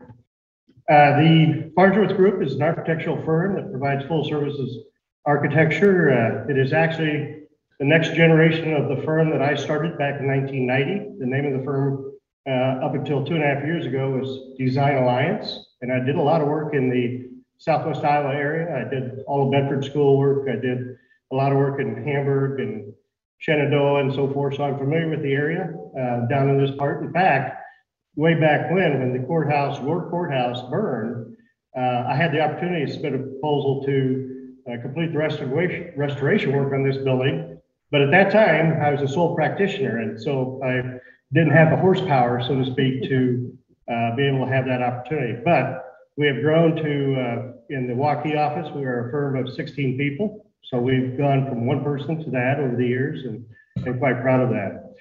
So the Farnsworth Group, as I mentioned, is a full-service firm, and it was in the literature that I handed to you, kind of gives you a little bit of background about the company, but I've listed two key people in that proposal. One is Bob Ridgway, who is my partner, and the other is Kelsey Vetter, who is part of the Vetter clan that owns the International Harvester dealership here in town. And so Kelsey actually works out of her home up in Northwest Iowa, and she's been with us for about 5 years and is a great asset for us. That's one thing that COVID did do for us, is that gave us the ability to keep our talent. And if they needed to work from a different location, they could. And Kelsey, I knew when I hired her, she was dating a young farmer from Northwest Iowa, and I could tell where this was going. So I knew that eventually she was going to get engaged and she wanted to move up there. So we cut a deal with her and very comfortable, because she is very hard working and so forth. So I've listed her in this as well. In fact, I saw her earlier this week and indicated to her, I'm going to put you on Highway 71 to travel back and forth to look at this window job if we're fortunate enough to get it. So she's excited about that opportunity as well. But the two folks that you see in that listing and the number of projects that I've provided in there give you a nice cross section of the window replacement projects that we have completed over the years. In fact, we actually had one here, have one here in the Clarinda area with the facility that is through the state of Iowa, the DAAS organization. They're a little different. DAAS is the facility managing arm of the state of Iowa, and they have a pool of architects that they work with on a consistent basis. And fortunately for us, we are one of those firms. And so as they have different projects around the state, they'll give us a call and say, well, we have a window replacement project in Clarinda. Will you take a look at it? And we say, sure, we will. So that's how that is set up. So it's a fairly clean thing for us to do, but we enjoy it from the standpoint it does get us across the state, exposed to other opportunities as well. In fact, there is an RFP out for a $7 million project for the Clarinda facility for a new kitchen and lunchroom and some other renovation to the building here in town as it sets. So that when you start looking at that, plus your project, things get pretty attractive in terms of us being in this area and helping on the travel and so forth. So that's my pitch for one of the reasons we're here to take a look at this building. So we have completed a good number of window projects over the years. And typically our process is, if we're fortunate enough to work with an entity, is to obviously take a look at your existing building, look at the conditions that you're encountering. There's a reason you've contacted architectural firms. There's something going on. So it's time to take a look at that. And we will complete it, what I basically call a report, which is there to identify the issues that we see. In this case, it's going to be related to window replacement or windows, but it may also need to take a look at sills, or it may need to take a look at flashing, or it may need to take a look at things that are affiliated with windows. It's not my intent to grow the project. It's just a snapshot in time. You got to look at caulking, or you got to look at something like that. So this report will summarize that for you and identify what we think the scope of work could be. We then also identify there's many types of windows that are available for public facilities. And we've kind of gone the circle. We used to do back in the day a lot of wood frame windows, particularly in traditional courthouses such as yours, to match the historic character of the building. So quite often if a public building is on a historic preservation list, back then we didn't have a lot of choice. We had to replace it with either that same window, rebuild that window, or provide a window that has the exact characteristics of that original window. A lot of public entities decided they couldn't do that, so they got out of replacing windows. So the historic preservation people recognized that. They had buildings that were being torn down because all we needed to do was replace a window, but they couldn't do it with what we required. So the window side of it has evolved over the years to not be quite that stringent. So we can take a look at some options for windows in a historic preservation type facility. So that report will give you the options for those. Now, admittedly, we would want to try to keep that window to look like, smell like, feel like the original window. So some of those options have grown to Pella has a fiberglass window, Anderson has their composite window. There are wood clad windows that can do the same kind of look for you. We don't see very often the aluminum what we call commercial or aluminum storefront type windows, simply because the profiles we can't get to match the existing. But there are some aluminum windows that are now entering the market that get us the thermal breaks and so forth we need. So it's kind of a new piece to the puzzle that we can take a look at. Once that decision is made on the windows, then we would move into the construction documents, or the documents that would be utilized for bidding. You are a public entity. This project will more than likely exceed your bidding thresholds and so forth, so you'll need to put it out for public bid. The documents give the excruciating detail of what the scope of work is, from type of windows, elevation of windows, to the details of how they set in the window opening. If there's flashing required, all that sort of thing, then it is included in the documents. The idea is that set of documents you can distribute to the construction community. They can literally take a look at those documents, bid the project, and not have to show up here. But we do like to have them come take a look. I mean, they need to know what they're getting into. Our approach is the detail is so that they can do a bid, take off based on the information they have right in front of them. So we would assist in advertising. We create the advertisement for the bidding process. We would give that to whomever with the county needs to have that document. It gets placed in the official county publication. Then we also, because it's a county or a public project, then it gets placed with the state of Iowa has their construction community or the construction organization that is electronically, basically. So we place it there on behalf of the county as well. So you'll get coverage of the construction community to identify prospective bidders. Once the bids are received, then we would make a recommendation on the bidding process that was utilized. We'll detail that for you. The second is the apparent low bidder is a qualified bidder and appears to be, in good standing from that standpoint. And the way we do that is we ask for references and so forth. We want to make sure that we're getting a contractor that is capable of finishing the project. And then obviously with that recommendation, we'll draw up the contracts between the county and the successful low bidder. Once we enter into the construction side of it, then we always like to take a look at things as they're uncovered. So we would be on site to look at construction as the window is being pulled out, look at the condition. And then as they put the new windows back in, we want to see that as well. Now, I think I counted there's 90 some windows or something like that on this project. So we're not going to make 91 trips to watch every window be put in place. As much as I like the area, I'm probably not going to drive down that much. But the idea is that we want to see the process they utilize. So we want to see the first one, obviously, and they're going to do several in one day. It's not like they're doing one a day, but we want to see that process. If they truly look like they know what they're doing, we can continue on. If they don't know what they're doing, we'll let them know. Now, we ran into that a little bit on the Clarinda window replacement project. We found out that the contractor job superintendent was not qualified to be there. And so we asked that the change be made and got things kind of back on track. But that's what we do. That's what you hire us to do. And so we're not afraid to stop work for that. So then as they proceed along through the construction side of it, the contractor will ask for payment periodically, and we receive the payment application in our office. We review that, it makes sense if everything is there. Typically on a public project, I like to have the stuff, stored materials on site. And obviously they break it down into stored materials or material in place and labor. I like to know, if they've used up 60% of their labor and they've only got 10% of the windows in, that tells me there's a problem going on here. So we'd like to see that pay application. We review that, and typically that's a monthly pay application. Some window companies will try to convince you that you need to pay them every 2 weeks.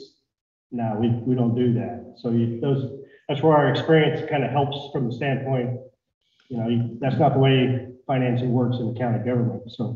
So we represent you in that regard. Sign the pay app. Once the pay app is signed by the contractor and us, and it hits your table, you can feel very comfortable that it is what it is. I mean, that's what they've done. Not to say that you may not have a dispute. On occasion we do have, but typically it's, once you get it in your hands, you know that it's been reviewed and appears to be in order. Whether the county's policy is that you have lien waivers and those sort of things, those are things we'll talk about when we get down the road. Some counties do, some don't. So we can discuss that as we go. And then once the contractor says they are done, and we have done our inspections, we take a look at the work. Over the years, I've gotten very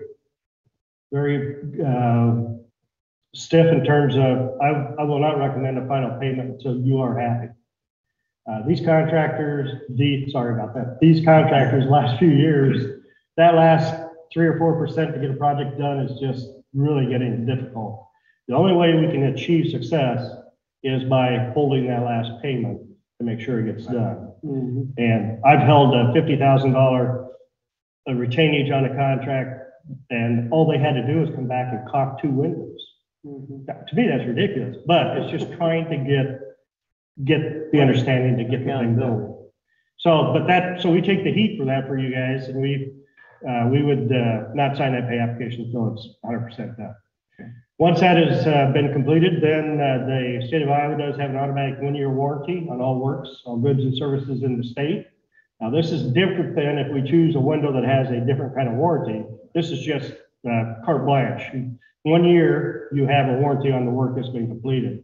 So at 11 months, we come down and do another inspection to see what issues there might be.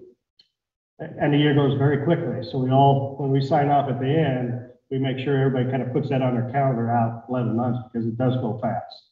That is the 11 months start from the date of final acceptance. Not, at 95% or not whatever, not when the window's put in the opening. It starts when you have accepted the project. Okay. Another part of that payment app process that's critical to the county is that once final payment has been agreed upon, we all sign the documents. You have 30 days prior to releasing that check in case there are any liens or claims filed against the county. And so quite often on day 20, I had this happen here on Friday. On day 29, I got the phone call. I called the county and said, have there been any liens or claims filed against the county? No, there have not. At 10 minutes till closing time that night, somebody filed a claim. So, it gets pretty tricky right there. But the good news is the county didn't release the check. So it all worked out fine. But it's amazing how the timing is so important from that standpoint. But so once that is all completed, and the worst case scenarios I just briefly touch on is only like 5% of the projects. That's my job, is to let you know what could happen, but 95% of the time that doesn't happen. So that's the good news from the standpoint of a construction project. But we are in some interesting times. Bids are all over the map. We really are, and I've done this for 40 years, we are really struggling with project estimates because, we've had projects come in 40% over budget. And there's absolutely no reason for it other than the environment we're in. At the county convention the gal behind me, I start to show my age, I was going to say the little gal behind me. The gal behind me did public bonding. And so I go around the corner and I said, how's your projects going? And she says she had not had one project this past year under budget. Really? Not one. So it's an interesting time. Now, unfortunately, what happens is we in the design community start upping our estimates to protect your budget. And so hopefully we don't have to think about that or don't have to do that now because things are starting to settle down a little bit. But what that would mean is that the idea would be then they would come in under budget and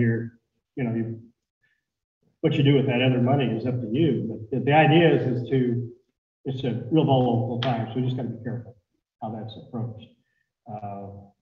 Probably talk too much, but that's kind of the information that's in here. I did quote, I wrestled with this a little bit from the standpoint, I looked at our last 2 window projects, and I did quote a % of construction contract amount. And the reason I did that in lieu of a lump sum is that the last couple of window projects, we've replaced the windows, but then the scope of work increased. Basically, we need to do some tuck pointing, or we need to do some other things that were beyond the scope of the window project. So I know that you're talking windows. In talking with your maintenance facility director, I know that's what we're talking about here, but I just opted for the percentage. Now, the percentage works on the basis on bid day. You'll receive a bid of whatever that number is, $300,000, then it's for total service, for all services, it's 6.5% times that. That's it. So if, as that construction bid goes down, that percentage then reflects that savings to the county. If it goes up, then it reflects what the marketplace said the project bid was, and it stays the same. Jacob was asking me about the sentence after that. It's that percentage is good for the scope of work that we're talking about. But if you decide you wanted to say we're doing such a great job, you wanted to do a different project, all that sentence means is that we'd like to talk to you about it and see. It might fit within that 6.5% just fine, but if it's a mechanical project, it may not, because then I have to bring my engineering team in and look at it differently. Mm-hmm. So really, I would see your project in that 6.5%. And the other thing that I didn't put in there is that I know because of talking with both of you folks that you've entertained other proposals, and so if it's something that you have an interest in working with us, and we are not the best price, and let's just have a conversation about it, and we can go from there. I don't know that, well, I do know in the world of professional services that you do not have to accept low bid. It's a little challenging to substantiate that to your taxpayers if you don't, but I mean, you don't have to do that. But certainly the door is open if there's a need to do that. Now, just let it go with that. Okay. So in your fee proposal, are there any additional fees for travel, mileage, or is this 6.5 cover? It'll be all inclusive. Be all inclusive. Yeah. So what, and I know you've stated it, you'd probably hesitate, but with bids being all over, can you give us a sense of what you think this project total cost might be? I mean, just a guess. Right, I did. I took the last two projects and I took a per window cost, and the range in the window, depending on what type of window it is, it ranged from $2,200 per window to around $3,600 a window. These windows are not necessarily unusual, but they're tall, slender type windows, and you have circle tops and you have peaks. So I plugged in for my own mind to figure out what kind of project this is. I used $3,500 a window. If you did the math, then you're at $320,000 plus or minus. Okay. So I know we originally, when all this started, we have some windows that are in poor repair down in the recorder's office. And the original thought was to just replace a half dozen windows. And I think the quote came in at $5,000 or $6,000 a window. A window. Yeah, to do per just, window. Just to do. Oh, right. Yeah. But our thinking, right or wrong, was that if we did more quantity, then maybe that To cost. make those, they're all basically the same. Most of the windows are the same window. But yeah, if we do all of them at once, somebody set up like a bunch of windows, it's gonna be a lot cheaper than making just a small group of them. Right. But that assumption may or may not be right, but Right. that's the assumption we've kind of gone on.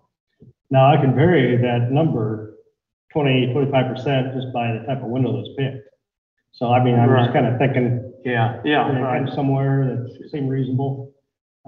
Yeah, when you could pick a more expensive window, you know. But you're definitely correct. Quantity particularly, the big cost in this kind of a project is getting the lifts and so forth, staging them. Mm-hmm. And if you're doing 5 windows, you're paying the same cost for that staging as if you were doing, Right. doing 91 windows. So that's Yeah. part of the tricky part of that.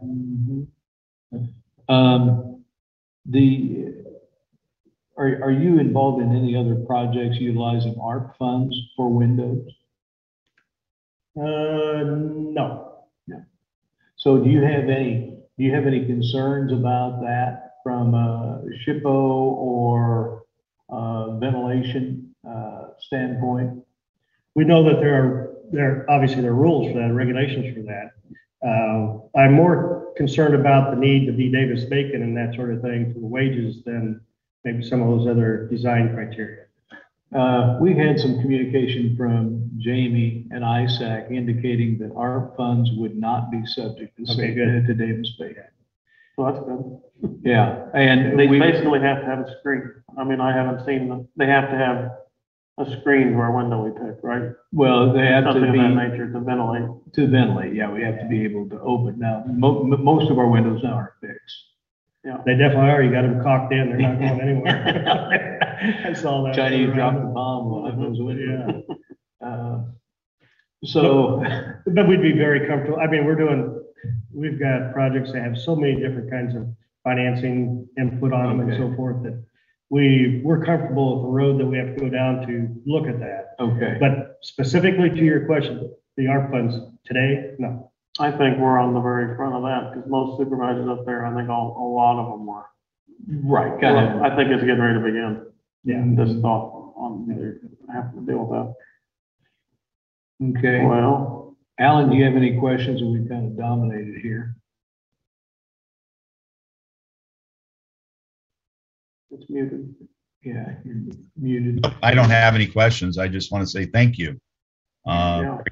Very good information you've given us and the topic coverage today. So thank you. You bet. If that takes care of the window project for a moment, I just want to give you my 2 cents on jails. Okay. Yeah, I talked to him quite a bit at ISAC. Yeah, we had a good conversation up at the convention in regard to county public safety facilities or jails.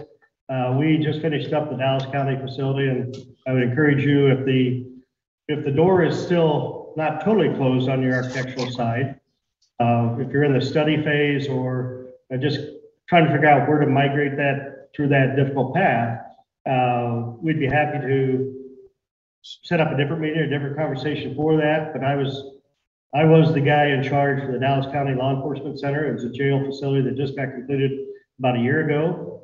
We went through the bond issue process. We went through the design and programming and the needs assessment for the facility. We are presently wrapping up the Duke County Jail Phase 1, which is the renovation of the existing facility for construction to modernize their capabilities for security in that facility. And that Christopher is up there this week, or will be up there this week for final punch list inspection. So we're getting close on that. And we have done a number of jails as it relates to cities and public entities.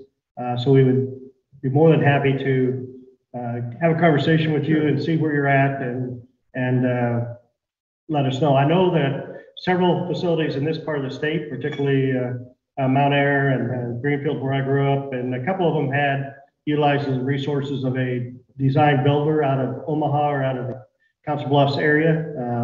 I know that he has developed a good reputation or a good following in the smaller jail type facilities. Now, Dallas County's the first pod is 132 bed, and we have the potential going up to 4 pods. So we're talking a 600 person jail for that growing area up there. So that's not what you have a need for down here. So it's that taking a look at that and determining what the needs might be for your population, your growth trends, and hopefully it's fairly steady and not necessarily declining too much. But be more than happy to offer our conversation. And again, that's what I do. That's the marketing side. That's it. If you had a meeting sometime you wanted to talk jail, I come down and do that. And that's no charge to the county or anything. We just enjoy working on that. For the architectural and engineering side, jails are so complicated. We love it because they're challenging, but they are very specific. And with today's technology, the communication from the control center to the door that shuts behind the inmate, I mean, it's really fascinating stuff. So that's why we love it. But it may not be so fun for you guys. We do. No, it sounds expensive, but. Yeah, it is. Yeah. I'm not gonna kid you. Yeah, Jails it are is expensive. Well, I think this board would be very open to having that discussion to give you an update. The Samuels Group was hired by us to do the jail study. They'll be on site tomorrow to gather one final piece of information, and then very short order after that, I believe we'll have our study report. It was my understanding from looking to who was going to do the jail study, and some of the presenters were kind of a one-stop shop. Samuel's made it very clear that they provide these services and we kind of dictate where it wants to go. And I think the consensus of the board at that time was to get into an RFP when we got to the architect. So it would be Happy to have you come down. And Yeah. Well, the Samuels Group is the group that actually then ended up being the contractor for the Dallas County project. So we are familiar with them. So is Sid coming down here? Sid's probably not. No, it's Greg's coming down. I think the other gentleman that went to your meeting was scheduled to come and something happened, so I think Greg is gonna come down. We're very comfortable in picking up their information or working with it, however you choose to go. Okay, We've worked with it, so I know their nuances, and so we can go either way. So, okay. perfect. Very good. All right, thank you. Yep, thank you. Jerry, thank you very, very You much. bet. Appreciate it. I do have a couple more of these left if they're, Oh. I know for the gentleman on the screen, or if you're, Yeah, well, you got one for Alan here. We'll file one with you you. got underneath one for record. Thank You you. want one? Okay. All right, so let me get, Thank you. huh? I just said see you later. You bet. All righty, and then, let's see, it's 10:30 and on the agenda to discuss or approve signing an architectural firm contract. We've heard from two presenters today. What's your feeling? You guys want to sleep on it? You want to move forward? What's Yeah, and we could. Well, she's going downstairs now. We can make him an offer and see if he takes it. He probably would. I really feel good about his bid right there. It's all inclusive, it's all done. Yeah, I think it's a And strong bid. he's a fair price compared to the other guy with bringing two bids. Right. Even offering just 6 or 5.5, he took it, just let him try it out, I don't know.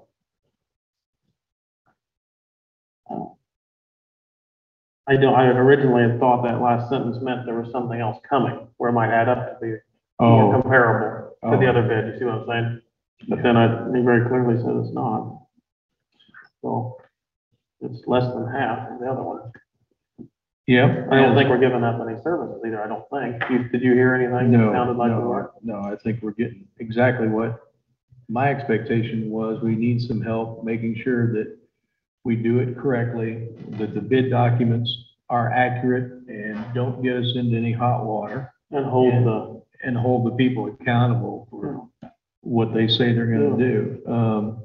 No, I like the bid. Now, I guess my only question would be, you're wanting to make an offer. To me, at 6.5 is fair. And, you know, it never hurts to ask, I agree. But when you look at the other bid, and I think the other gentlemen, they have tremendous experience. right. And you can tell they're passionate about historic and architectural buildings. And if they're at 15 and this is at 6.5, and the range again, probably 6 to 9 for these kind of services. I don't know. What's your thought, Alan? I guess I would have to lean toward going with what he asked. I think his involvement with Samuel's group could be very beneficial, and if we were to utilize them as a possibility down the road, I don't know if it would be a good idea to shortchange on one. It might cost us more on the other. So I don't know. I guess I would have probably said that, but he said over and over that he was good with an offer, is why I'm saying that. Okay. He said that over and over. I'm not trying to do it out of nowhere. so he kind of wanted to make sure if he was higher than somebody else too. I think that's how I read it when he was talking. So I may have been wrong on that, Jacob, but I read that if it was a competitiveness of pricing, he could be persuaded. Considering on a $500,000 project, we're talking a difference of 45,000. I would think he would not be the one that would want to bargain. So I know, definitely got a fair price, fair bid compared to, more fair. Right. So let's say it's 300,000. Let's say it's 300,000. And frankly, I think that's low. I think we're be surprised. Are we doing all this is when we get to the architect, are we gonna have to do all the dome windows and everything? Well, I think some of them be, I don't know. I think on some of those dome windows, one idea was to just replace the plate glass on the top and then do the window from below. Yeah, To right. save some money. Because I don't know that we need to, if they're not Yeah. leaking and they're good and tight, and there's Exactly. nothing wrong with them. Right. You might mess them up, taking them out, putting them Well, back. you might. If there's nothing wrong with them, maybe just, make sure they're sealed. That might help a bit, quite a bit. Let's see. Well, he definitely had I think we got a pretty good bid here. So if it's a $300,000 project, 6.5% is $19,500. On a $300,000 project, 45 or so 25 and a half more. Yeah. Together. so And I visited with him for a long time up at that conference. I think they seem very qualified.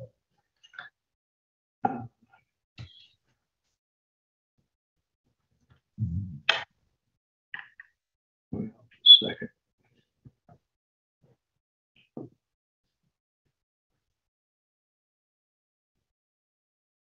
Yeah, so it's like $1,500. That Yeah, half. and he did, I think he did present it in the way. If I'm too high. So it's $1,500 difference on a $300,000 project. And I think, you know, when you partner with businesses, you want to be fair. And to Alan's point, if there's potential for a longer term relationship, I don't know, is it worth $1,500 to? I think going forward, also, I visited him quite a while. He's real down to earth about negotiating on stuff. Because I talked to him about what we had talked about before. But let's say even on windows, I mean, but on a jail, if material costs have went up, you name it, crazy percent, then all the fees that are based on that, they're making more money than they would have. Right. And so he said he's very negotiable on that because of that. Right. And then to counter. So 6.5% today would be different than 2 years ago. On the same project, it'd be quite a bit more money because of the inflation we're dealing with. Right, right. So, but he did have a very fair bid compared to our other one. It's lower for the same service, so. Well, actually, I think it's quite a bit lower. A lot lower, yeah. You know, when you factor in 57 cents a mile. Yes, we don't have any of that either. And you buy a lunch or 3. Yeah, he wrapped it all into one. Yeah. I feel like he did a pretty fair bid. So are we ready for a motion, or do you want to table it and come back and do it next week? I would make a motion to move forward and to accept his, I got to find the minutes where the reading of that is. Sorry. I would make a motion to, wait, yeah, I would make a motion to approve signing with the architectural firm there that we visited with, Second Farnsworth. I'd second that. Okay, we have a motion by Armstrong, second by Holmes to accept the bid as presented from the Farnsworth Group in Waukee for working on our window project. Any other discussion? Hearing none, I'd call for a vote. Let's roll call it, please. Yes. Armstrong, Yes. Yes. Okay, motion carries 3-0. I'll get a hold of Jerry. I'll let Mr. Berggren know of our decision as well. And we'll go from there. We'll probably have some documents for us to sign next week. Okay, we have claims that are here, and Jacob and I will get through our claims. I need this. Let's see. Just this set I need to sign, is that correct on just this set? Okay, so here we go, Jacob. Sure enough. Go, sir.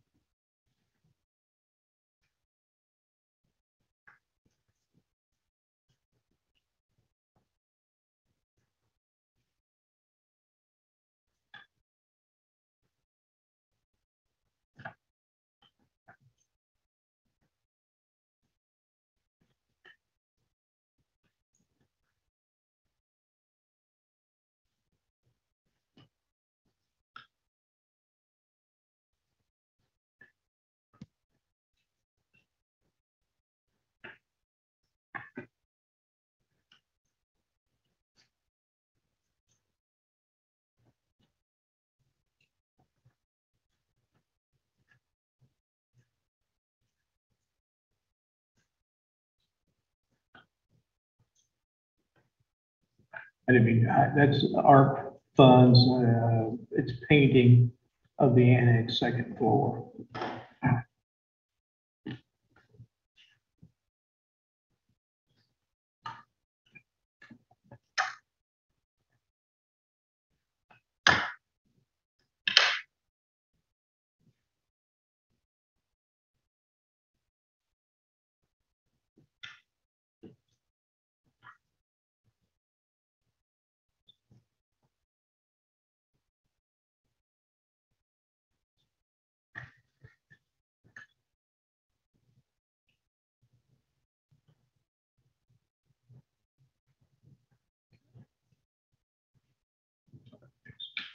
All right.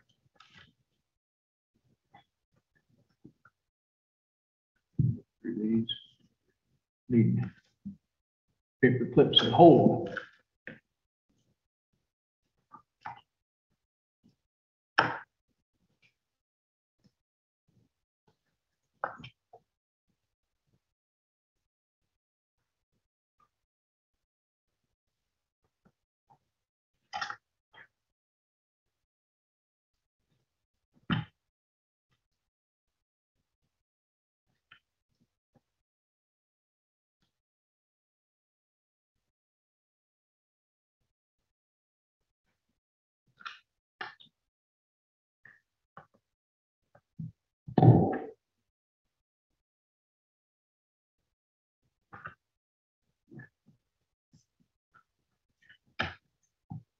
Just about through.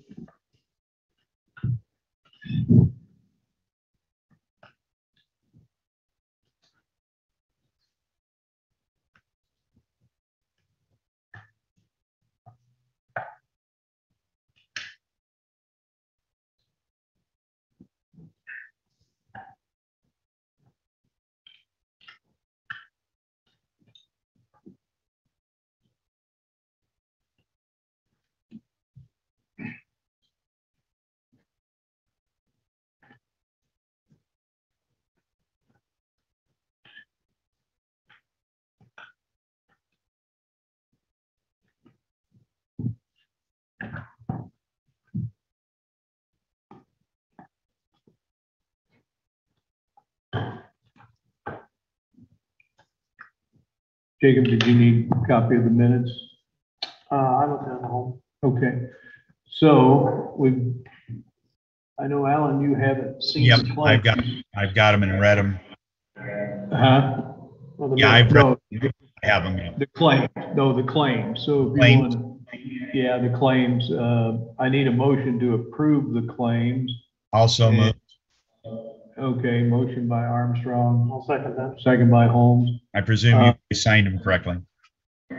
Well, we signed them, we didn't sign your name, but, anyway, all in favor of, accepting our claims as presented, signify by saying aye. Aye. Aye. Okay, very good, motion carries. So, board, before we get to, well, let's go ahead and do the minutes. I've had a chance, Jacob's had a chance, you said you've read them, do we have a Yes. motion to approve our minutes? I'll make a motion to approve the minutes. I'll second. Okay.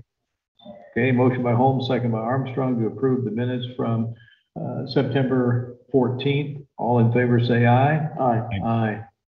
Okay, motion carries. Now, board communication. Who wants to start?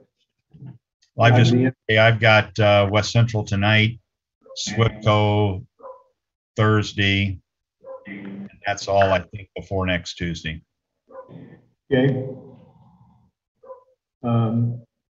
Jacob, you went to the conservation board? I went to conservation board and that reminded my mind back to that. It all went well. There was no issues. It was all okay. There are issues with the gun range and the. Was there a question about the liability insurance? Yes, they went quite a bit into that, and the big discussion was the gun range being falling into the county umbrella Policy. versus the horse committee, the horse rides. But the discussion was they adhere to strict regulations and how it's done. This was all set up whenever they did it. And that's why they're covered. And I think the horse riding people had come to the conclusion that even if to let them do the same thing, to be fair, they would have to meet such regulation. I don't know that they would want it, basically, is I think how they felt. Okay. Because you have to sign in to go shoot. I mean, they have certain times. It's very, Okay, and that's kind of what I got. They all seem to peaceably work that out. did they? Okay. Seemed to me like. That issue, I'm trying to rewind back and remember everything they said, but it seemed like they're in consensus. It was okay. Okay, very good. Public health met last night. I fouled up. I was supposed to go and I totally blew it off. I did talk to Jess and said they had a good meeting. They're all kind of waiting on further instructions from their superiors in relationship to the need and timing for booster shots and clinics. But it sounded like they had a productive meeting. Let's see, we have a 4-county meeting coming up here at noon. It's open to the public. It's going to be at Jay's Pizza. We will have representatives, supervisor representatives and engineer representatives from Mills, Montgomery, Page, and Taylor, or excuse me, Page and Fremont. We try to meet annually, I think. So it's our turn in Page County to host. They'll take a tour after they eat lunch, take a tour of the annex building. And that's the only agenda item that exists today for that meeting. I have a 4th Judicial District meeting on Wednesday. It's by Zoom. I have an EMA meeting Thursday evening, and that's my schedule. Then Monday, I've got a Zion meeting in Atlanta. Okay, would take a motion to adjourn then. All motion we adjourn. I'll second it. All righty. Alan, best wishes on the rest of your day, and thanks everybody for joining us. That concludes our meeting on the 21st. See you later. See ya. Take care.